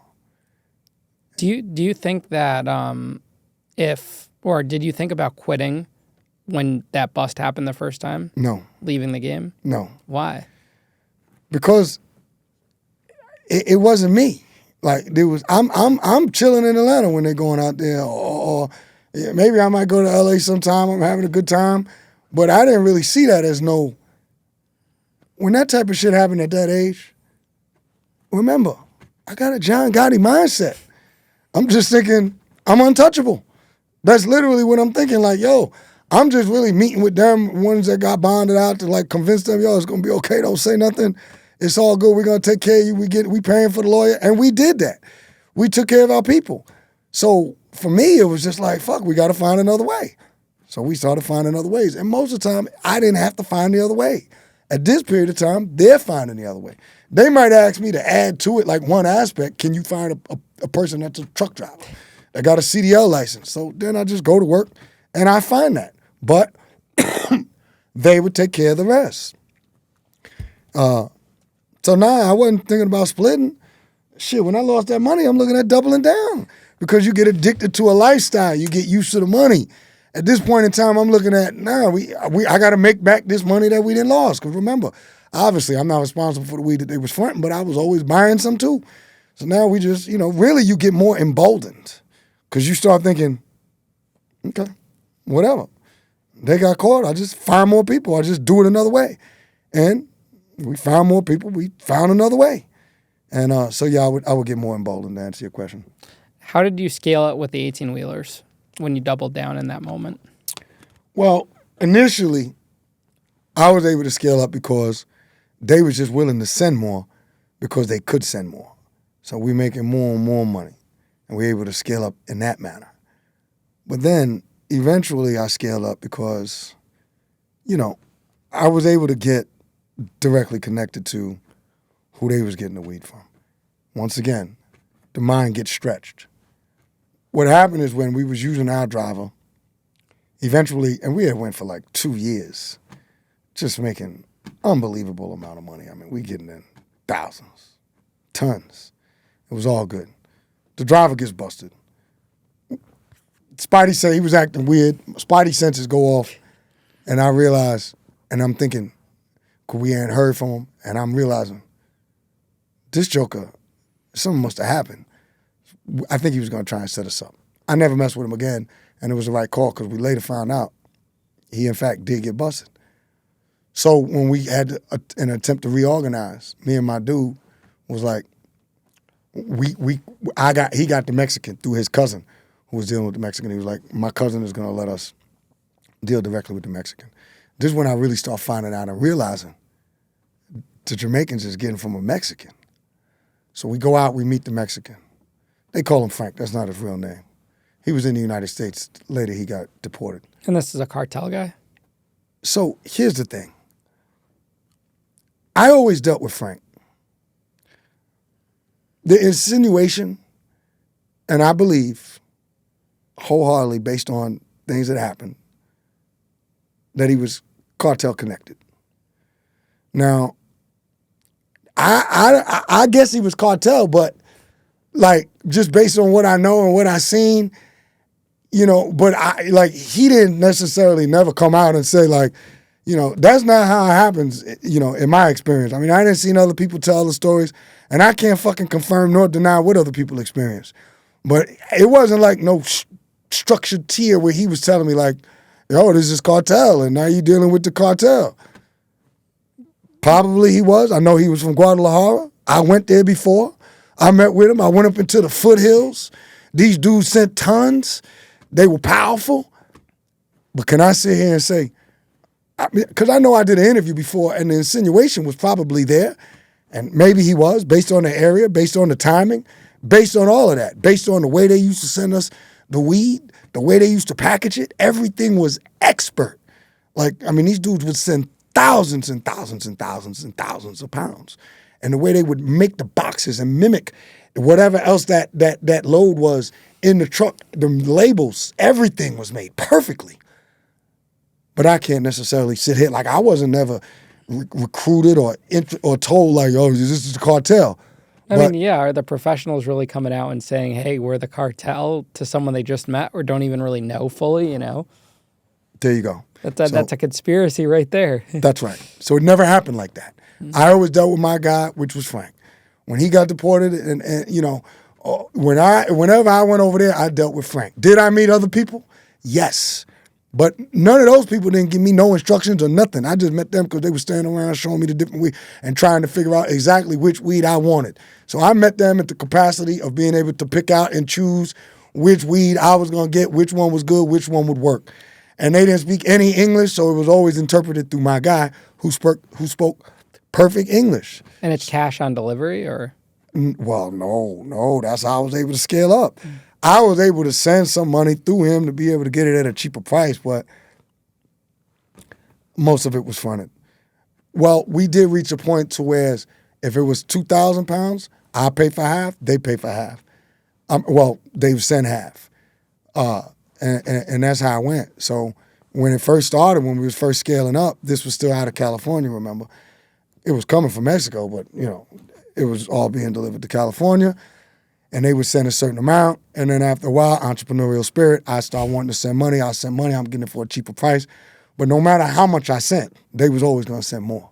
And well, actually, it's like I said, when I say they, it was really just me. It was almost like Frank was my business partner.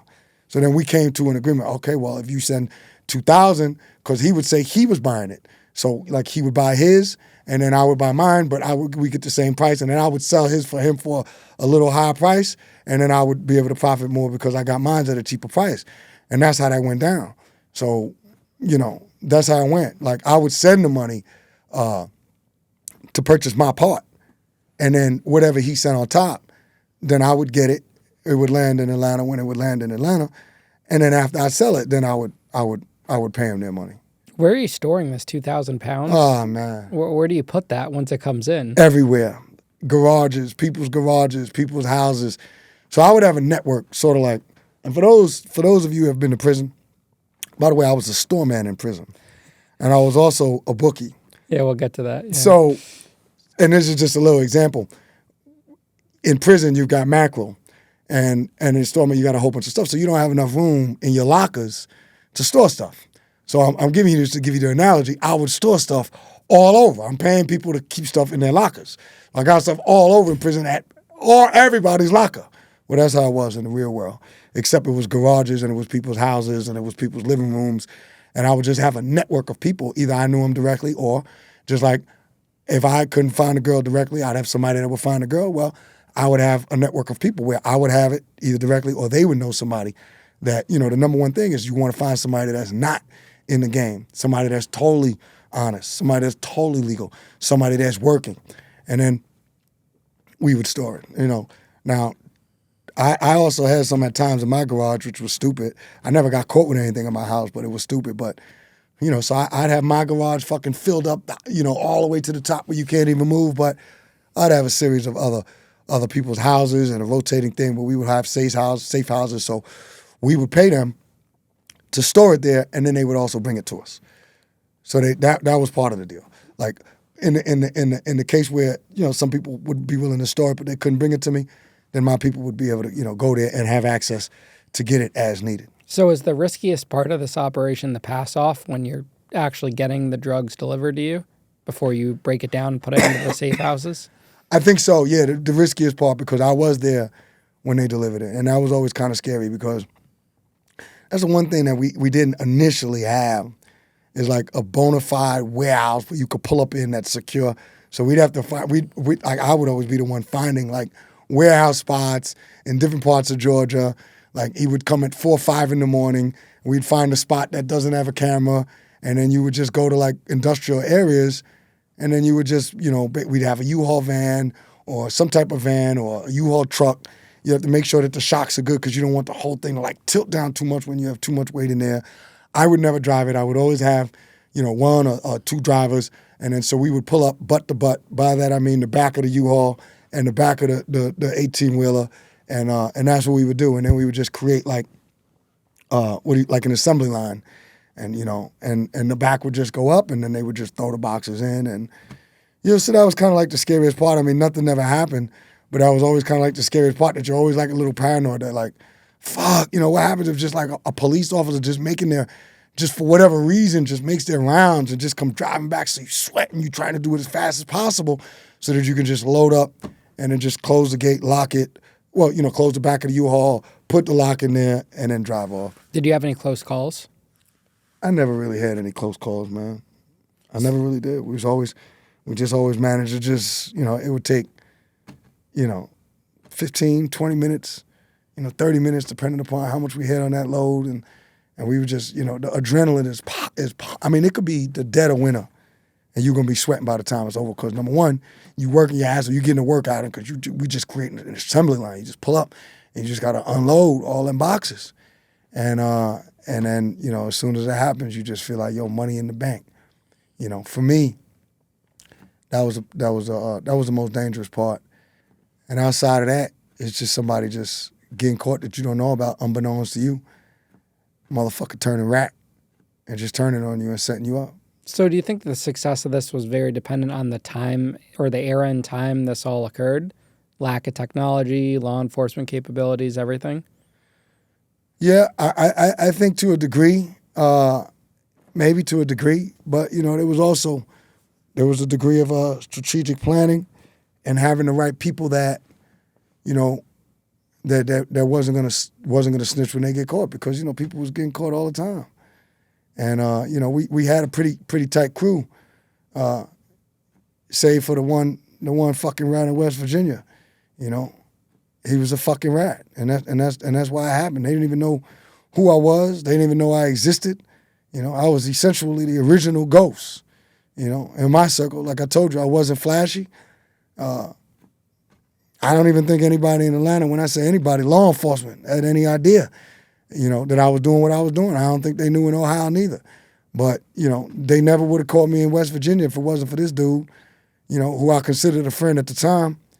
And the dude he was just a fucking rat. That's how they were able to get the indictment on me. I forgive him to this day, because I realized he was just weak, you know. He wanted to get home to his family, but this dude wasn't willing to do any time, you know, because, you know, for me, you know, people probably view this however the fuck they want to view it. I don't know. It's not up to me to judge.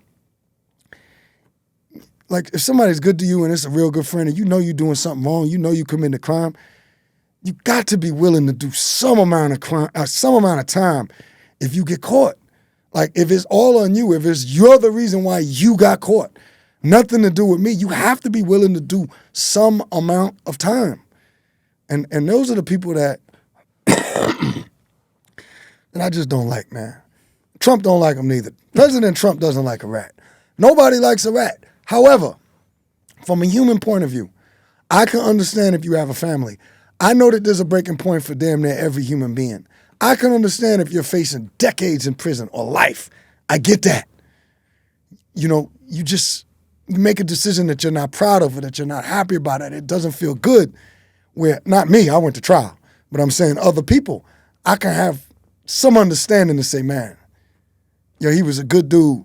He didn't want to do it, but it was just too much time for him to be able to live with. I get that. But this fucking dude, yo, he could have, you know, then I come to find out he was a rat all his life. Like, he grew up a rat. At a very young age, when he was in the early 90s, this dude, I come to find out after I lost trial, after I blew trial, dude told me from West Virginia, because I'm not from West Virginia. So when they find out that I'm on that case, you know, they start telling me about this dude's background. And they tell me that this dude, earlier in his life, because he did time in prison before. I didn't know that. So he understood the federal system. He knew how to work the federal system. And he was essentially working under the premise that he was still in the streets under the premise that I got a get out of jail free card. If I get caught, I could just become the rat that I already am. So he testified against his best friend from the first grade. This is despicable behavior. I come to find this out from people that knew him. They was like, oh, you dealing with this? This is the biggest rat in West Virginia. I'm not making this up. I couldn't make it up. So that's what really hurt me, because I consider him a friend. His kids knew mine. Like, his wife knew mine. We used to visit him. That's because at the time, that's how I built relationships. If I'm doing something with you, I want to know your family. We become family. And there's no ratting on each other. We believe, that's the John Gotti, as I thought it was at that time, based on what I grew up believing. I'm thinking this is the mob code. Like, nobody talk, everybody walk. Like, there wasn't no telling on your friends. If you did something, you knew what you was doing. And I just feel he broke the code, because he used to always tell me, he used to say, yo, E, if I get caught, you ain't never gonna know about it. You just ain't gonna hear from me, and then you're gonna hear from me a couple of years later. Motherfucking lie he tell. The dude told as soon as they locked him up. They could have never got me. I wasn't part of his investigation. And to add insult to injury, they didn't know nothing about me. They wasn't even investigating this creep for weed. They was investigating this sucker for cocaine. I didn't deal cocaine and didn't want to deal with people that did, because I felt that would bring heat. This dude was still dealing coke. Mind you, I told you, he knew. I didn't know. He knew that earlier on in his life, when he was dealing coke and crack, he got into so let me tell you this story. And shout out to Joe Pappy, because this is another dude that was on his case. This is a stand-up dude. So when this dude that I'm talking about, I ain't gonna give him I ain't gonna even put his name out there. I did before in a mistake. But I ain't gonna say it now, because I don't want to utter his word. I don't want to give him no credit. I don't want to give him no fame for being a king rat. This dude caught a case. His homeboy they was dealing together. He gets caught. It's his fault. His homeboy that he grew up with from the first grade lent him money, right? To get one of the best lawyers, ex-governor. Now he's a defense attorney, one of the best lawyers in West Virginia.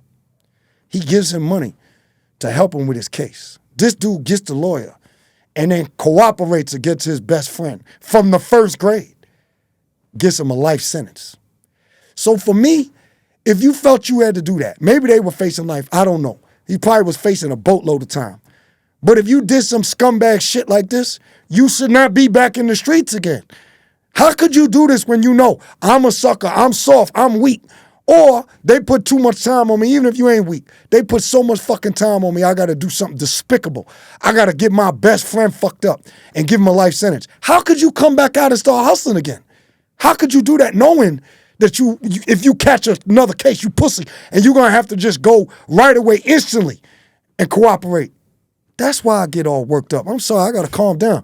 Because I told you I don't talk about it a lot because I buried it. Like, I forget this dude on some real shit, because I understand that he just wanted to get back to his family. He didn't have the strength or the moral what do they say?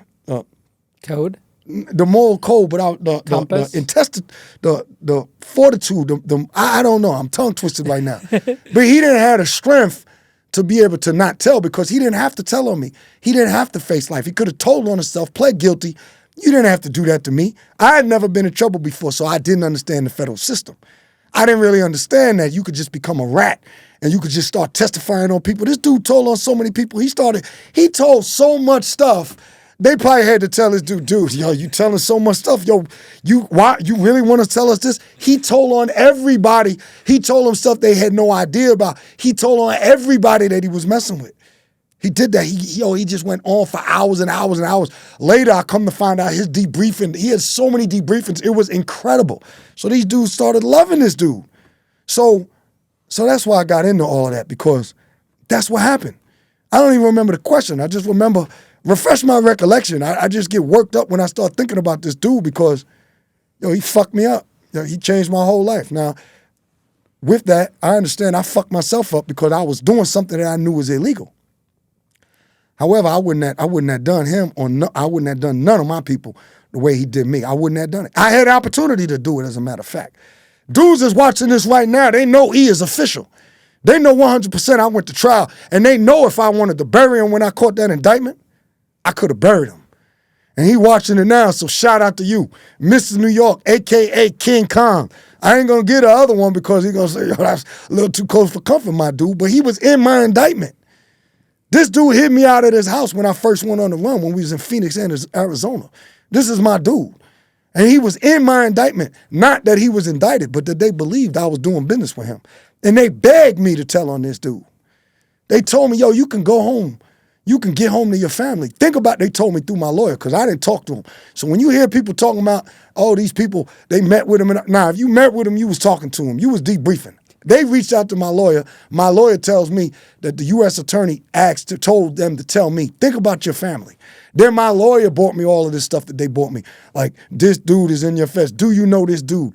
You think about your family. You don't have to do this. You don't have to face this type of time. Mind you, I'm out on bond. So I don't find out all of this stuff that I'm telling you about until after I blow trial. And they take me right that same day. And I'm in the county jail in West Virginia. That's how I started finding out all of this stuff on this rat, is because I had to go to the county jail. Once I was out on bond for 18 months because I had never been in trouble before. And then they gave me 12 and a half years for a marijuana conspiracy. They call it a dry conspiracy, historical weight. But I was able to, fight my conviction while I was in there and get a post-conviction relief. Pro se, that means for those of y'all that don't know, I wrote all my own briefs. I educated myself when I was in there. So when they say jailhouse lawyer and all that type of stuff, I'm him. Y'all are looking at him. I wasn't good. I was the best. I won on a case of first impression. They said that my case sits on all fours. I quoted cases and was able to get myself out and able to put my attorney in a trick box because I won on a 2255. It's called ineffective assistance of counsel. Many have tried, but most have failed. It's less than 1% that can even get any release. And then it's 1% or less than 1% of 1%. I think it's 1 out of every 7,000 cases that gets any release post-conviction. And most of those people, they don't get what I got. I got all convictions overturned, immediate release. It was the first time it had ever been argued like that in West Virginia. Because I learned something when I was studying in that law library. Write my own briefs. I learned. And I learned this through reading. Like, this is not something I made up. This is something that I learned in the law books and just reading different law journals and periodicals. They say, if you can't win on the facts, they say, if you can't win on the evidence and the facts, then win on procedure. If you can't win on procedure, then find someone to blame it on. So I couldn't win on the facts and on the evidence because I was guilty as charged. But I was able to win on a combination of procedure and finding someone to blame it on. But I didn't find someone to blame it on like on some sucker shit where it was like, I'm going to make my attorney be a fall guy after he did a good job. No, he sucks, Dale Gallipo. That's why I blamed it on him, because if it wasn't for this joke, I wouldn't have did the time that I did. Because he did not educate me like he's supposed to educate me on whether or not I should plead guilty or not guilty. This is called a plea bargaining phase. This is when your attorney, a lot of people don't know this. So everyone has a right, a Sixth Amendment right. And in that Sixth Amendment right, you hear on TV or what have you, you have the right to an attorney. Okay, but you don't just have the right to an attorney, you have the right to effective assistance of counsel. And that means that they have to give you appropriate information when you are making your decision, whether or not to go to trial, stand trial, which is your constitutional right, or to take a plea. This is all during the plea bargaining phase. So if the information that your attorney has given you does not reach the standard of the professional norms of attorney standards, which is set by the Bar Association, the American Bar Association, then the information that he's giving you is incorrect. If it's incorrect and it doesn't fit those standards, the norms, then he's giving you faulty information. And that's what my attorney did. He gave me incorrect information. He didn't tell me correctly whether or not I should stand trial or take a plea. He didn't inform me correctly of what the charges that I was facing and how much time I would be facing. He did not inform me correctly on whether or not the charges, they say the likelihood of defeat, the likelihood of winning the case before you go to trial. Me, I'm a layperson. I don't know anything about the law. I have to be advised correctly by somebody that is a professional in this standard, the legal standard. And he didn't give me any of that. He told me, oh, you could probably beat this case. I can definitely win. Because he was used to winning cases. He was a good attorney for the state. I'm not gonna lie, he had a reputation for the state of California. That was another mistake I made, getting an attorney for California in West Virginia courtroom. They was looking to skin this out-of-state attorney, bringing him with his fancy $5,000 suits into West Virginia. So that was a major mistake I made. The mistake he made was was telling me, you can win this case. So he won a lot of cases in California, murder cases. Murder cases are the easiest cases to beat. So they used to call this man the 3 strikes man. And he would tell me about all this and brag to me and show me paper clippings and everything. I don't know. So I'm impressed by all of this because he would help people in California when they would have 3 strikes or they would get charged and he was able to beat it so they wouldn't get 3 strikes. As you know, at that time, the 3 strikes law in California would give you life without the possibility of parole. So he fed all this nonsense to me. Oh, there's no dope on the table. We can win this case. Bullshit, you can win this case. Damn near every conspiracy case in the federal government is no dope involved. That's why they created a conspiracy law, to be able to catch people like myself that was too smart to touch it. Or was I? Like my uncle said before. He said, son, he said, I don't know about this conspiracy thing. He said, because this conspiracy thing, I just don't know about it. He said, it's like an amoeba. It's something that you can't touch, you can't feel. He said, a conspiracy charge is so dangerous because the federal government, he said, they make that shit up along as they go. And basically they do. They don't have to have the physical dope. It's better to be caught with the physical dope because what I had was a dry conspiracy historical waste. So they can take that, then they can bring in other people that you don't even know, and they can make inferences and references, and they can add it all up, and they can say, well, if you was bringing them this amount per week or per month, and you was doing that for 4 years, which they did in my case, then they can extrapolate out and say, we're going to take, okay, you were bringing 380 pounds a month. This is what this dude is testifying to. That's 380 pounds a month times 12 months because there's 12 months in a year. And then we're going to extrapolate that out because we're saying the conspiracy spanned for 4 years. So now we're going to charge you 380 times 12 times 4. And that's the amount that they're going to try and sentence you to in your indictment. This is crazy shit. He didn't break any of that down to me. I don't even think he knew it because he wouldn't have sold me on none of that nonsense. Talking about a conspiracy case is easy to beat. Anyone knows, now I know, I have to educate myself the best. Once you got cooperating witnesses against you, you can kiss your ass goodbye. If you go and you're going to stand trial in a federal indictment in a conspiracy case where they saying that you lead, organizer, and all this type of stuff, they punish my ass. They got me in there, I was facing 5 to 40. But if I would have pled out, I could have pled to 5. But then they get you in there because they're mad at you for testing the government and making the government have to prove their case. They say that you're wasting the resources of the government. They fried my behind. They really, basically my friends, some other friends told me you can kiss your black ass goodbye because they're gonna send you somewhere in the moon. They're going to lose you out there, and that's exactly what they tried to do because they feel like I tested them, and they felt at the time that I was guilty. So he was supposed to educate me on that, and he did not. And that's why I blame him, and that's why I'm blasting him. I believe that he just wanted to get practice in a federal court. This dude didn't have no real experience in federal court. So I think he was literally using me to get experience in the federal court, pumping me up, telling me a bunch of nonsense. He didn't understand the federal guidelines. I'm a master at the federal guidelines now. But I learned all that shit when I was in prison, trying to get myself out. Not by him, my attorney, who I paid tens of thousands of dollars to. And that's why I'm salty with him. Not anymore. I mean, it might sound like I am, but I'm just saying you bring him back, I'm kind of tender with this type of shit, Ian. You know, when I start thinking about it, it's like, ooh. Well, you see the raw emotion and passion. So, in summary, this guy snitches on you. Yeah. You get arrested for conspiracy by the feds. That's right. And it's a Fed case. You go to trial. You lose a trial. How much time do you get sentenced to? 151 months, which for y'all that's not super fast in math is 12 years, 7 months. And the reason why I got sentenced is on a marijuana case. Like I said, I could have got a lot less. Had I pled out, I would have got all type of, the federal guideline works like a grid. You start at a number, you could either move up or down. If you move down, that's heading in the right direction. That's going to give you less time. If you move up, that's in the wrong direction. I started at level 26, which started at 63 to 78 months. And so, but I could have moved down. If I would have pled guilty, I could have got all type of different mitigating factors, which would have been like 2 points down for safety valve and would have been like 3 points down for acceptance of responsibility. I could have got the drug program. I probably could have did a year and a half. Man, I had a family. I'm 32 years old at the time. I don't know shit about prison. I grew up with a lot of gangsters in the street, and I used to hear stories, but most of these dudes, to be honest with you, didn't do Fed time, so they didn't know what the fuck they was talking about when they was telling me. They was telling me too, oh yeah, you could beat it. So I got some friends telling me, yeah, you could beat it. Then I got my lawyer telling me, you could beat it. And I want to beat it. Because I don't want to go to prison. The thing that I know about prison is odds and shit. I'm thinking I'm going to go in this motherfucker and get raped or knifed. I mean, Ian, I ain't no sucker.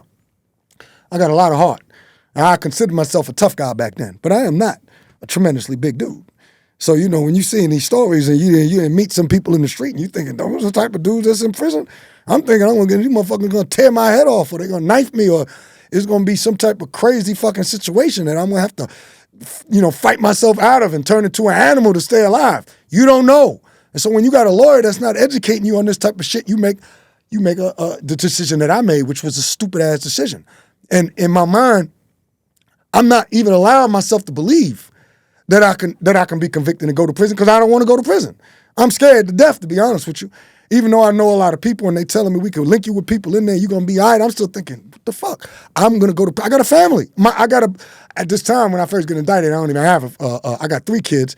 My youngest daughter, so when I ended up going a year and a half later, my youngest daughter was 7 months, my oldest was 6, and I had 2 in between. So I say that to say that I had a family. I don't want to go to prison, but I need my attorney, who I'm paying a lot of money to sit me down and say, listen, they have an extremely compelling case against you, the government that is. And the likelihood of you winning is slim to none.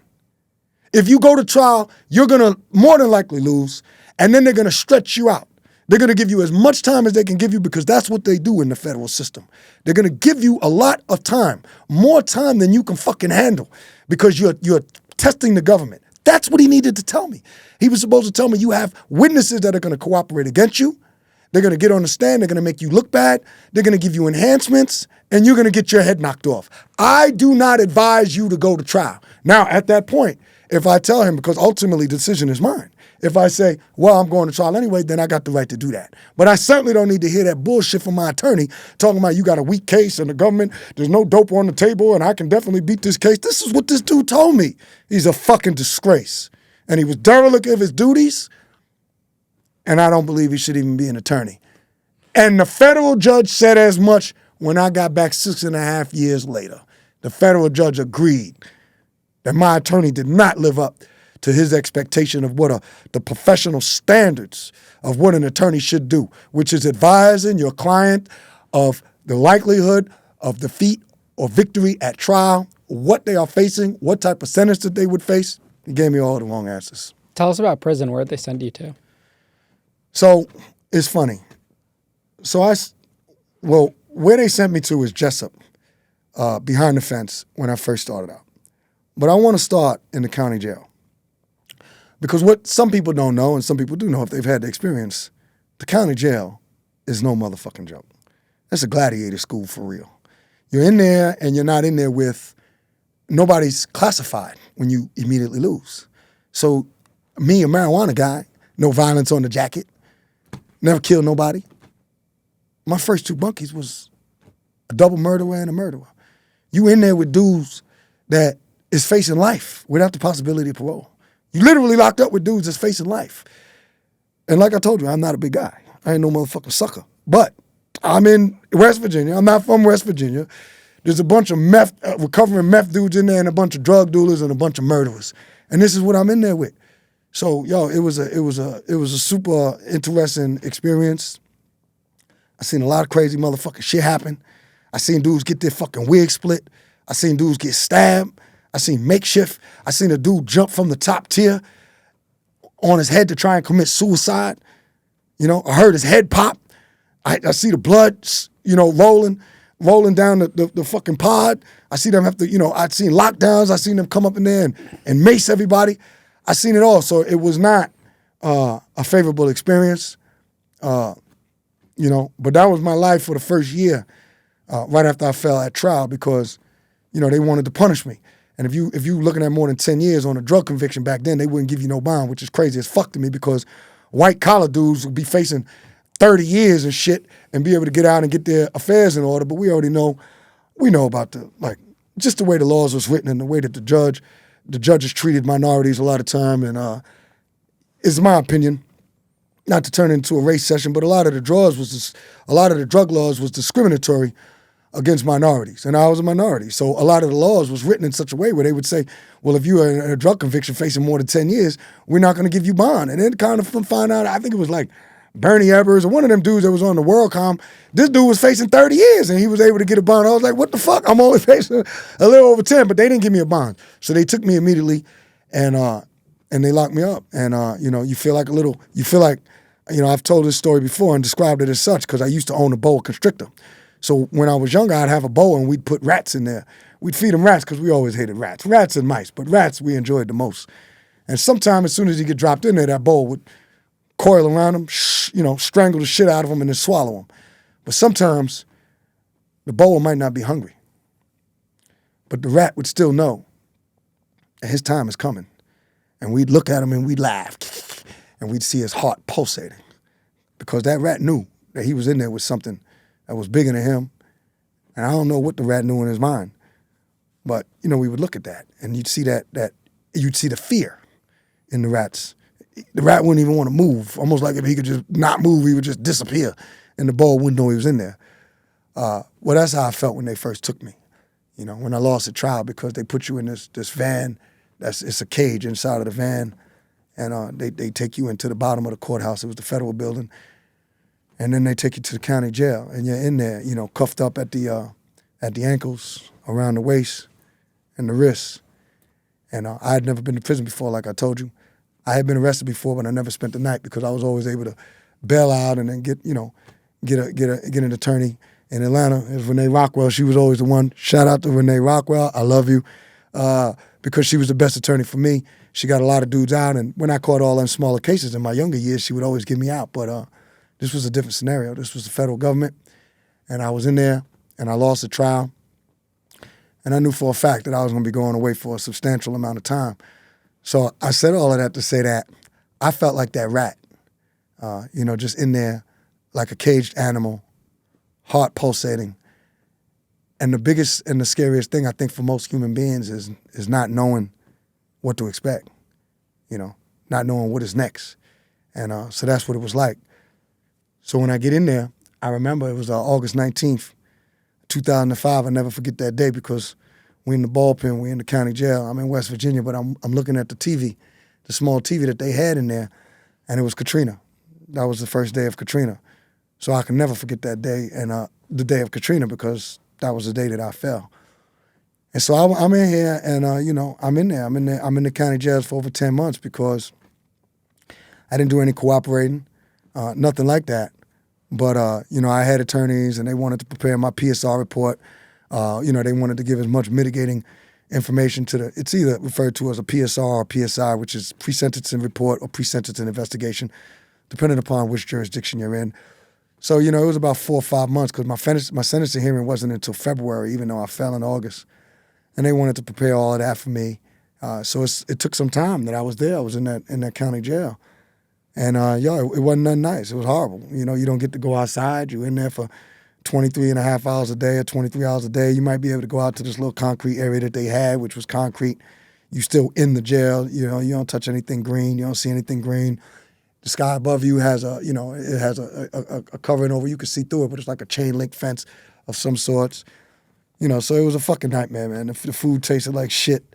And that was my life. That was my life for 5 or 6 months until you get sentenced. And then when you get sentenced, you got to go through diesel therapy, which they sent us to a couple of county jails in West Virginia. And then we had to go. It seemed like I was going to every county jail in Kentucky. And that's what I had to do. I had to go through Atlanta, holdover. Then they send you all the way out to Oklahoma. I had to go through Tallahassee, just all over the fucking country. It's a fucking joke. You get to get on the plane, which is another joke. You get on that plane, you have to go to the actual runway, and they got marshals all over the place with guns. And, it's just like you see on Con Air. Like, the shit is real. Like, if you got to use the bathroom, they got to take you there. They got to take you to the stool. They got to sit you on the toilet, whatever you got to do. I try not to eat because you don't want to have to do that, and it's just a long process of buses and planes and getting you up early to wait and going here and, you got to squat and squat. You got to squat and cough. And cough, strip, squat, and cough so many times that I damn near thought I was a stripper, because that's what it is. That's what the life is. And you got to go through that whole fucking process. And then, they call it diesel therapy. But that's what you got to do if you're a federal inmate, and you got to get from one destination to the next. And that's what you have to go through. And, so I went through it. And then so after I get sentenced, that's when I started that whole process of going through all of that. And then they sent me to Jessup. And it's like it was yesterday. You never forget that, when you get there. So after I get sentenced to 12 years and 7 months, 151 months. That's how the federal government gives you your time. They give it to you in months. And when I get there, I get to Jessup, and, you see the razor wire and you see the fence. And, it's like 2 fences and the razor wire, And you get there and they say, welcome to your new home for the next few years. That's what they tell everybody, because there's several of us that's going to Jessup. And, it was just fucked up. But, at the end of the day, you learn how to do the time. At least I did. And it wasn't as bad as I thought. And you get in there, and I made a conscious decision. I read a lot of books. I educated myself in there. And you make a conscious decision that you're going to either don't let the time do you, and you're going to do the time, and that's what I did. So when I got in there, I read a lot of things. I got very spiritual. I got back to my roots. I'm steadily reading the Bible. I'm praying. A lot of people probably are, hoping that something will change or somehow you can get out. But in me, I wanted to fight my case legally, and that's what I committed to. So I committed to, as soon as I got in my first institution. It actually started when I was in Kentucky in county jail. But when I got there, there's a law library, and I started educating myself and trying to figure out how the fuck am I going to get myself out, because I don't want to do all this time. And so that's what I committed my time to. And another thing that I started doing is learning how to exercise and learning how to eat, because I was out of shape. I was 216 pounds. I didn't know the difference between a carb and a carbohydrate. And when I got there, I saw people walk it off. I seen people walk off more than 100 pounds, 200 pounds. Literally, when I say walk it off, they just fucking walked the track all day, every day, and they walked it off. So that was one of the things I did, but I also did a lot of sprint work. I started learning how to lift weights. I had people in there that I, became good friends with, and, they became personal trainers, or they was personal trainers in there. And I got into some of the best shape of my life. It started when I was at Jessup, but I ended up at another institution, and that's when it took a whole new level. I ended up training with Tim Montgomery, who is a friend of mine. Tim Montgomery was the original Usain Bolt. He was the fastest man in the world. He's an Olympic gold medalist. At the time, he had made a baby when he was in the Olympics. He made a baby with Marion Jones, and she was the fastest woman in the world. He was the fastest man in the world, and they used to call him the fastest couple in the world. So they made a baby together. But I trained with him for 4 years straight, and I got into the best shape of my life, And so, there's... and I believe this to this very day, this carryover. I believe there's some horrible things that can happen to you in your life, but you have to make a decision. We all have to make a decision when something happens that's not the best, whether it's by our own doing or it's just by circumstance of life. But I say good things can come out of bad situations. And I made a decision that the decision that I had to make is I was going to either come out bitter or better. So, there was a point in time when I was extremely bitter about the people that testified against me. I wanted to hurt them. I wanted to do something about them. To do something to them. I would wish, death upon them. But that's not really who I am. That's not where my roots are. So, I was able to get over that. And I was able to understand and learn that the faster you get over that, the better it is for you. Because the more I thought about that and replayed it in my mind and wanted to hurt them and wish bad things on them and wanted to, say, I wish I didn't do this, I wish I didn't do that, and why'd they do that? It was hurting me. It was occupying my brain, and it was eating away at me, and it was killing me slowly. So when I was able to just let that go and understand that, yes, they did that to me, but I put myself in a position to allow them to do that to me. Once I was able to get over that, that's when I started doing what they say, bidding. I started bidding, and my life became, my time became easier, and my life became better. And I started to be happy every single day because I was also able to see that happiness is a decision no matter where you at. And I was able to become free while I was in prison. So that was almost like a mental prison that I was in. I was in a mental prison before I was in prison. And that's what landed me in prison, because I thought I needed to chase these things that have material gains. I needed to put my life and my freedom and my family's welfare at risk by doing illegal things, putting myself in that position based on the lifestyle, based on my thought process, which was a mental prison of thinking that I had to keep up with this and that. Or I had to have certain type of things in order to justify who I am. But I'm Eric G, and I've always been Eric Girault. I've been that way my whole existence. So once I was able to understand that, I was able to let go. And I was able to forgive, and I was able to not be mad at him anymore. Because like I said, I just realized he didn't have the intestinal fortitude. That was the word that I was looking for easier that I couldn't find. He didn't have the intestinal fortitude that I had to not tell on the people that they was asking me to tell on. He didn't have that. you know? And that's just who he was. He didn't make himself. So I feel sorry for him that he didn't have the strength that I had to not tell all my friends. And I was able to get into my Bible and get back to my roots and get on that spiritual journey. And I was able to get in that law library. And I was able to get good at it. And I was able to find that key that was on those law books that Jack Cater told me about. Jack Cater, who was an older man from Alabama, who had been serving time from 1989. And I met him when I got to Montgomery prison. And in that law library, I walked in there because I wanted to continue the work that I started when I was at Jessup. And I walked into that law library and he said, you know, we started talking for a little while. And then he said, yo, man, he said, you see these books up here, around here, with the keys on them, with the LED? He said, those are lawyer's editions. And they have a number and they have a key. They're in the law library. They're in every law library. And he said, and one of those books is the key to you getting yourself out of prison. He said, you know how to shepherdize? I said, no, I don't have no idea how to shepherdize. Shepherdizing is when every judge, when they write an opinion of why they ruled a particular way, they have to cite a case, which is case precedent. It's based on a case or earlier case that happened. But when you find that case quotes another case, and then another case, and so forth and so on. That's what shepherdizing is. So Jack Cater taught me how to shepherdize, and he told me, he said, yo, young man, he said, yo, young blood, he said, yo, there's no perfect case. He said, every single case has a flaw in the case. He said, so you got to learn how to shepherdize, which I'll teach you how to do. And he said, you got to find the flaw in that case, and it's in one of these books. Now, there's hundreds of books. He was like, but when you find that case, that's the key to getting you out of prison. And that gave me the confidence to go to work. And I went to work, and I found that case. And I found that key. And I was able to get back in prison. And I was able to get myself out. I started talking. You know, I'll get on a tangent real quick. But that's when I was talking about, like, yo, when I say I'm good at this law work, I'm good at the law work. It's not being braggadocious, it's just being real. People used to come to me, and I helped a lot of people out. I was locked up with some of the, you know, some people that were some of the best, like Dickie Scruggs. I was locked up with the Dickie Scruggs, who was a Mississippi lawyer, who was graduated from Ole Miss lawyer. And at the time, back then, Dickie Scruggs and his crew, these lawyers had won the largest cases in U.S. history. He had won tobacco lawsuits and defended the Exxon Valdez case. These dudes had won billions of dollars in lawsuits. And I was locked up with him because he was locked up for bribing a judge. I was locked up with different dudes like that, and I would bounce certain things off of them when I was discussing my case. Locked up with Dino Iaculo, my G, who's in Florida, who we used to refer to as the legal genius.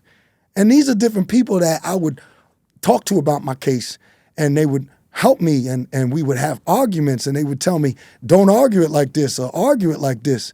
And I was, I argue my case in such a way that it had never been argued like that before. That's what I said. They call it a case of first impression or a case that sits on all fours, because I was able to find something that was able to get me back into court, which was what I was looking for was, like I told you earlier, was a 2255, because I was trying to get out on an ineffective assistance of counsel. The only way that you can get back into court once you've exhausted all of your remedies on direct appeal, and after you try and go to get a writ of certiorari and go to the Supreme Court, and you can't get that, you get turned down as I was. It's a last-ditch effort, and it's called 2255. In the state, it's called a 2241. But you're essentially arguing or trying to find that your constitutional rights were violated. The only way you can get out at this point is if your constitutional rights were violated. In this case, I was arguing that my Sixth Amendment right to an attorney was violated because my attorney gave me faulty information. And so I had to find a case, and a lot of times people will find a case that's similar, but not exact. That's where it goes back to sits on all fours. You can find a case that sounds like it's exact, but it's not exact. The government will distinguish it. All they got to do is find one little way to say, yeah, your case is like it, but guess what? We're going to distinguish it because your case was not exactly like this case that got this person out, and here's why. So not only do you have to find that your case is different, but you have to find, had you used that case, had things been done differently by your attorney or by other other means because people argue different things. In my case, it was my attorney. Had your attorney given you the advice that you claim he should have given you, then things would have been different in your case. See, you have to be able to prove that there would have been a difference in your case. You have to find that you were harmed. Not only that it occurred, but that you were harmed. Because often what will happen is the government will argue, well, yeah, this happened, but there's no harm. Either way, the result would have been the same. So I had to find something to show not only did this happen by this dude, it happened, in fact, but had it happened differently, had he advised me correctly, the result is what you're looking at. The result of my proceedings would have been different. In this case, the result would have been that I would have ended up with a substantially lower amount of time because I would have pled guilty. Rather than exercising my constitutional rights and proceeding to trial, I would have pled guilty if this dude that I was upset with would have advised me correctly, which is what I was paying him for. How much time did you end up serving? 6 years, 4 months, and 2 days. But who's counting? Well, I am. What's your life look like now? My life looks like now, like, I'm so blessed. It's almost like Job. You know, I've had everything taken away, stripped down to the bare bones. And I prayed about this. And everything's been restored tenfold. And Coma Yates, who I mentioned earlier, who was a mentor of mine and a dear friend, you know, he told me when I came home, I was telling him I wanted to go to law school, and he said, one of the things that I think you should do is that you should be a man of service. He said, there's nothing more rewarding. And so when I came home, one of the things that I was doing was I partnered up with the United States Attorney's Office for the Northern District of Georgia, and I started with their community outreach program because it was so important to me that young people that look like me or that don't look like me, young people that can relate to me because of what they've been through and what I've been through, that they could know just because you've made a mistake, they can look at themselves, they can look in the mirror and say, if they're facing time, if they're doing time, or if they've done time, they can say, just because I made a mistake, it's not over for me. And let me correct that. Young people, older people, anyone for that matter. But primarily in my mind, it was younger people because I have children, and I'll get back to that. And this is why I started doing the community outreach, because I didn't want people to go and suffer through what I suffered through. I wanted to let them know it doesn't matter what your circumstance looks like. It doesn't matter what you're going through. It doesn't matter what you've been through. That does not have to define you. The book is not over. There's more chapters to be written to your story.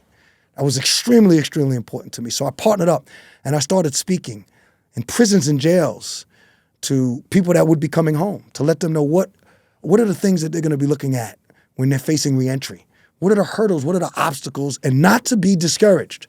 I spoke at universities because I wanted to speak directly to the future decision makers, and I spoke to at-risk youth in high schools because I wanted to be able to stop young people from going through what I went through. One of the things that I knew, that I learned, is that if I knew what I was facing, if I knew how much time I can get, there's a good chance that I might have changed my behavior. But I had it in my mind, if I don't get caught with it, it's only marijuana. First offense, I'll be facing probation. I had no idea about conspiracy and historical weight and, dry conspiracy. I didn't know that if they didn't catch me with something, they can add it up based on someone's testimony. And if the jury believes it, that's what they're going to attribute to you. So I wanted to educate people, and I do this even now to this day. It was so important to me to make an impact on others because, honestly, I'm an empath. And I feel other people's pain. Like literally, I don't know what this might sound like. It might sound weak. It might sound, I don't know. I don't give a fuck anymore because I'm old enough that I live my life and I'm unapologetic about whatever I could say. But I could start crying based on me seeing other people suffering, based on seeing certain things on the news. And, it was really, really important to me because, when I came home, I did a lot of things, like I said, with the community outreach. And I went, and I'm going to be real careful with this because this is the first time I'm talking about this. I shouldn't have got into this shit because I can get so emotional. So I went to speak to children of incarcerated parents. And when I looked out into the crowd and started speaking to them, I immediately started crying because my children were with me. That's the first time they ever saw me cry. I was with the United States Attorney's Office. Shout out to Dr. Danielle Sweat-Wiley because she cares, and she is the director of that community outreach division of the United States Attorney's Office. And when I looked into that crowd, the reason why I started crying is because instantly it hit me that those children were my children. Those are children that was, we were going there for Christmas to speak directly to them. They wanted me to be there to speak to them, to give them hope, to give them faith.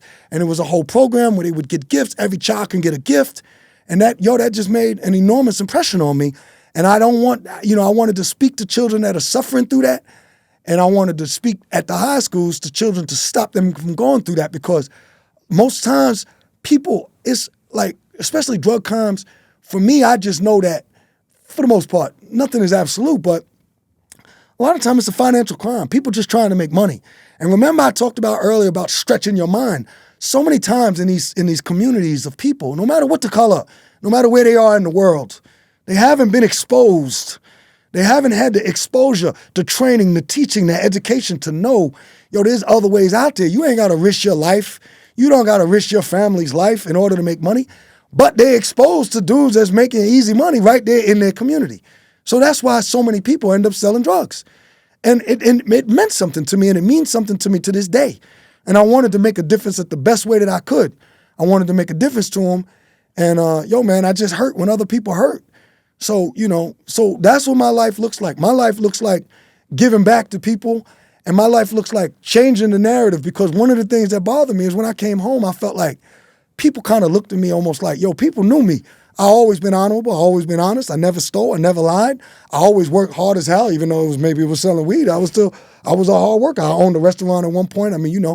Start talking. We didn't even get into that, but I'm willing to work, and I'm willing to work hard. But I felt like some people kind of looked at me different when I came home. I know society looked at me different, and I'm sick of it. Because even now I look at it, and I'm like, all these people out here got these legal marijuana licenses, and they selling weed, and there's legal business, and they're upstanding citizens. You look at me like I'm a fucking scourge of society and a monster. When I went to prison for doing the same damn thing that you now said, it's okay. No, weed's really not that bad. It's medicinal. You're right at the same time. But you're going to be branded as a felony. You can't do this. That's why I'm begging President Trump to give me a pardon, because I feel I've earned it. I feel I deserve it. And we're both from Queens. Like, he would understand if anyone would. I'm a Queens guy. Like, it's just family-oriented the way that I was raised. But getting back to the script, and there's no script. It's all real. Everything is real. But the script is what I'm talking about, which is just flowing naturally because it's the truth. So what it looks like now is trying to help other people and trying to change the narrative one story at a time. And what do I mean by that? I have In and Out podcasts. It's INNOUTWW, but it's Eric G with In and Out Podcast, if you want to look for it, because I have other people on my podcast that have been freed from some form of prison. Whether or not they've been to prison physically or not, they're redemptive stories. And I want to change the narrative in a way that no matter what the mistake was that you made in your life, whether it was substance abuse, whether it was a momentary lapse in judgment, I've had people that have killed people before. Whether or not you was incarcerated for selling drugs like I did, you can change. And if you can change and you've served your time and you've paid your debt to society, you should be given another chance. America is the home of the second chance. So that's where my passion lies with In and Out Podcast, is having people share their stories and giving them the platform to make an impact on others. That's what I do. They're phenomenal people with unbelievable stories. That's why I'm hoping that you here right now, Ian Bick, will come on In and Out, because your story is incredible. And, your platform is incredible. And that's why I'm happy to be here. So by having people like yourself, having people like, all of the others out there, I don't got to get into the names, but Johnny Mitchell, Matt Cox, so many others, that have done something in their life that maybe they're not necessarily proud of, having them share their stories to let the world at large know that this is who I am, not this one moment that somebody's going to try and use to define you and say, this is who you are as a person. That's not who I am. And I've started a marketing and branding company, Extraterrestrial Solutions. Shout out to Tariq, my partner, my other partner, she. And, you know, and this is facts. So, Sonoma, they're probably the best cultivators on planet Earth. They're in Northern California. It's legal cannabis. And we are a branding company and marketing company, Extraterrestrial Solutions, ETS, not only for legal cannabis, but we're one of the best at branding legal cannabis companies. And Sonoma is a company that we're doing branding for. So if you're in California, check out Sonoma. They're doing branding. They're doing a deal with a major celebrity. I can't mention the name. They grow exclusive strains, but you know that's one of the things I'm doing: branding and marketing, and that's what my life looks like now, man. I'm blessed. I'm blessed. You know, many times over. I do real estate. You know, I've got a decent amount of doors, and so I do rehabs, and I turn those rehabs into beautiful Airbnbs and rentals for people to be able to live in. So, I'm trying to provide people with a home, but the next phase of what I'm getting into with some of my partners is giving people somewhere to live, affordable housing when people come home. We want to give them somewhere to live at an affordable place, and then we want to also be able to give them jobs training, skills training, and get them into a job so they don't have to reoffend. Because one thing I know, if people are given the tools to succeed, particularly, people that's coming home from prison, if they're given the tools to succeed and to make money, once again, I told you that's exposure, stretching their mind. Nobody wants to be in prison. Like a good friend of mine, Ricky Brown, said, they don't want to rob. They just want a job. So, I'm trying to do everything positive, and it's all geared towards flipping the narrative to, a lot of times it's the unheard, it's the, unspoken, it's voices of people that's been marginalized. And, that's big to me. There's something else that I'm working on, and this might be, I don't know if this is going to get me into a little bit of trouble, but I'll just go ahead and say it. So I'm working with Aaron Braunstein, and he's, I was able to take a trip, an amazing trip to Israel. And I know this is a hot topic, but I'm just going to go ahead and say it. We all know about the events that's going on in Gaza. And it turns my stomach to see people suffering in Gaza. But there's people suffering, and that suffered in Israel also. People suffered at the Nova Festival in southern Israel. And recently I was able to go there as part of a trip, an exploratory trip, to go there. And I was very interested in going because I felt that I could add value to the conversation. And this, I'm not getting into right or wrong or none of that. It's not my job to do that. One thing that I do know is that if somebody gets killed, somebody's child gets killed in Atlanta, Connecticut, New York, or anywhere in the United States, if they get killed in southern Israel or if they get killed in Gaza, it's a difference without a distinction. And what do I mean by that? Somebody died and somebody's dead. And somebody died through violence, and most of the time it's gun violence. And so my thing is, let's figure out a way to stop the violence and start the healing one story at a time. Because I believe that people are people everywhere in the world. And we have more in common than we have differences. So I was able to go and travel to Israel, as a matter of fact, in June. And what I was able to see, it opened my eyes because, honestly, just being real, just keeping shit real and gangster the way I do it, only way I know how.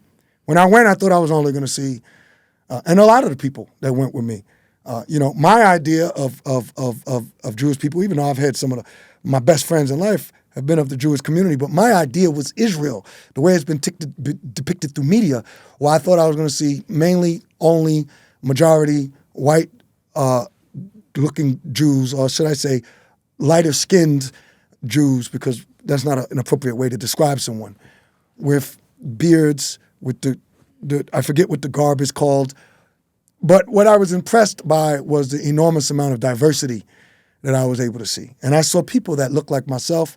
I was impressed by a young lady that I met who could have been my daughter. She had darker complexion skin, a hair tone similar to my daughter's. She was from Ethiopia, but she was an Israeli citizen. So, like I told you, I want to try and make a difference where possible. And when I went there, we were able to go all over and we was able to see that a lot of times, whatever the conflict is for, once again, I'm not here to referee that. I'm just saying that what I saw and what I experienced was an enormous amount of compassion, an enormous amount of people that were loving, that was, they were the best host. They offered food, they offered a place to stay, and they were hurting. And the people that I met, which were students, which were musicians, which were people in the film industry, they didn't have anything to do with the whatever the decision makers made. I'll let everybody else, make a decision to that. Listen, I say, I want the situation to end. It's horrible. I don't understand the history and what's going on in Gaza. I want to be clear about that. I'm not choosing sides. There's a tremendous, unspeakable amount of suffering and violence that's going on in Gaza, and there's a lot of hurt on the other side. And I understand. I don't understand what started it, but I just wanted to say that, and I appreciate you giving me the opportunity to say that because it's you asked what is going on with me. That's what's going on with me. Trying to create the healing in a many of different ways by using my voice and by other people using their voice. So that's my mission, Ian. My mission is to help people, is to change narratives, is to begin the healing one story at a time because, as you know, everybody's got a story to tell. Absolutely. Well, Eric, thanks so much for coming on the show today, brother. I appreciate that. Now, before you close out just like that, and I imagine we're gonna leave something for people to go to, but y'all make sure y'all check me out. I appreciate Ian Bick for having me here on Locked In Podcast. He's been nothing but gracious and incredible host. And I would love for you all to check out my podcast at Eric G with In and Out Podcasts. The handle is at INNOUTWW. That stands for In and Out Worldwide. As I told you earlier, we have incredible people with redemptive stories. Come to my YouTube, hit the button, subscribe. You know we're going to leave the link at the bottom. Check me out on all forms of social media, wherever you look for your podcasts. It's Eric G on In and Out Podcast, and I'm here with the one and only Ian Bick on Locked In.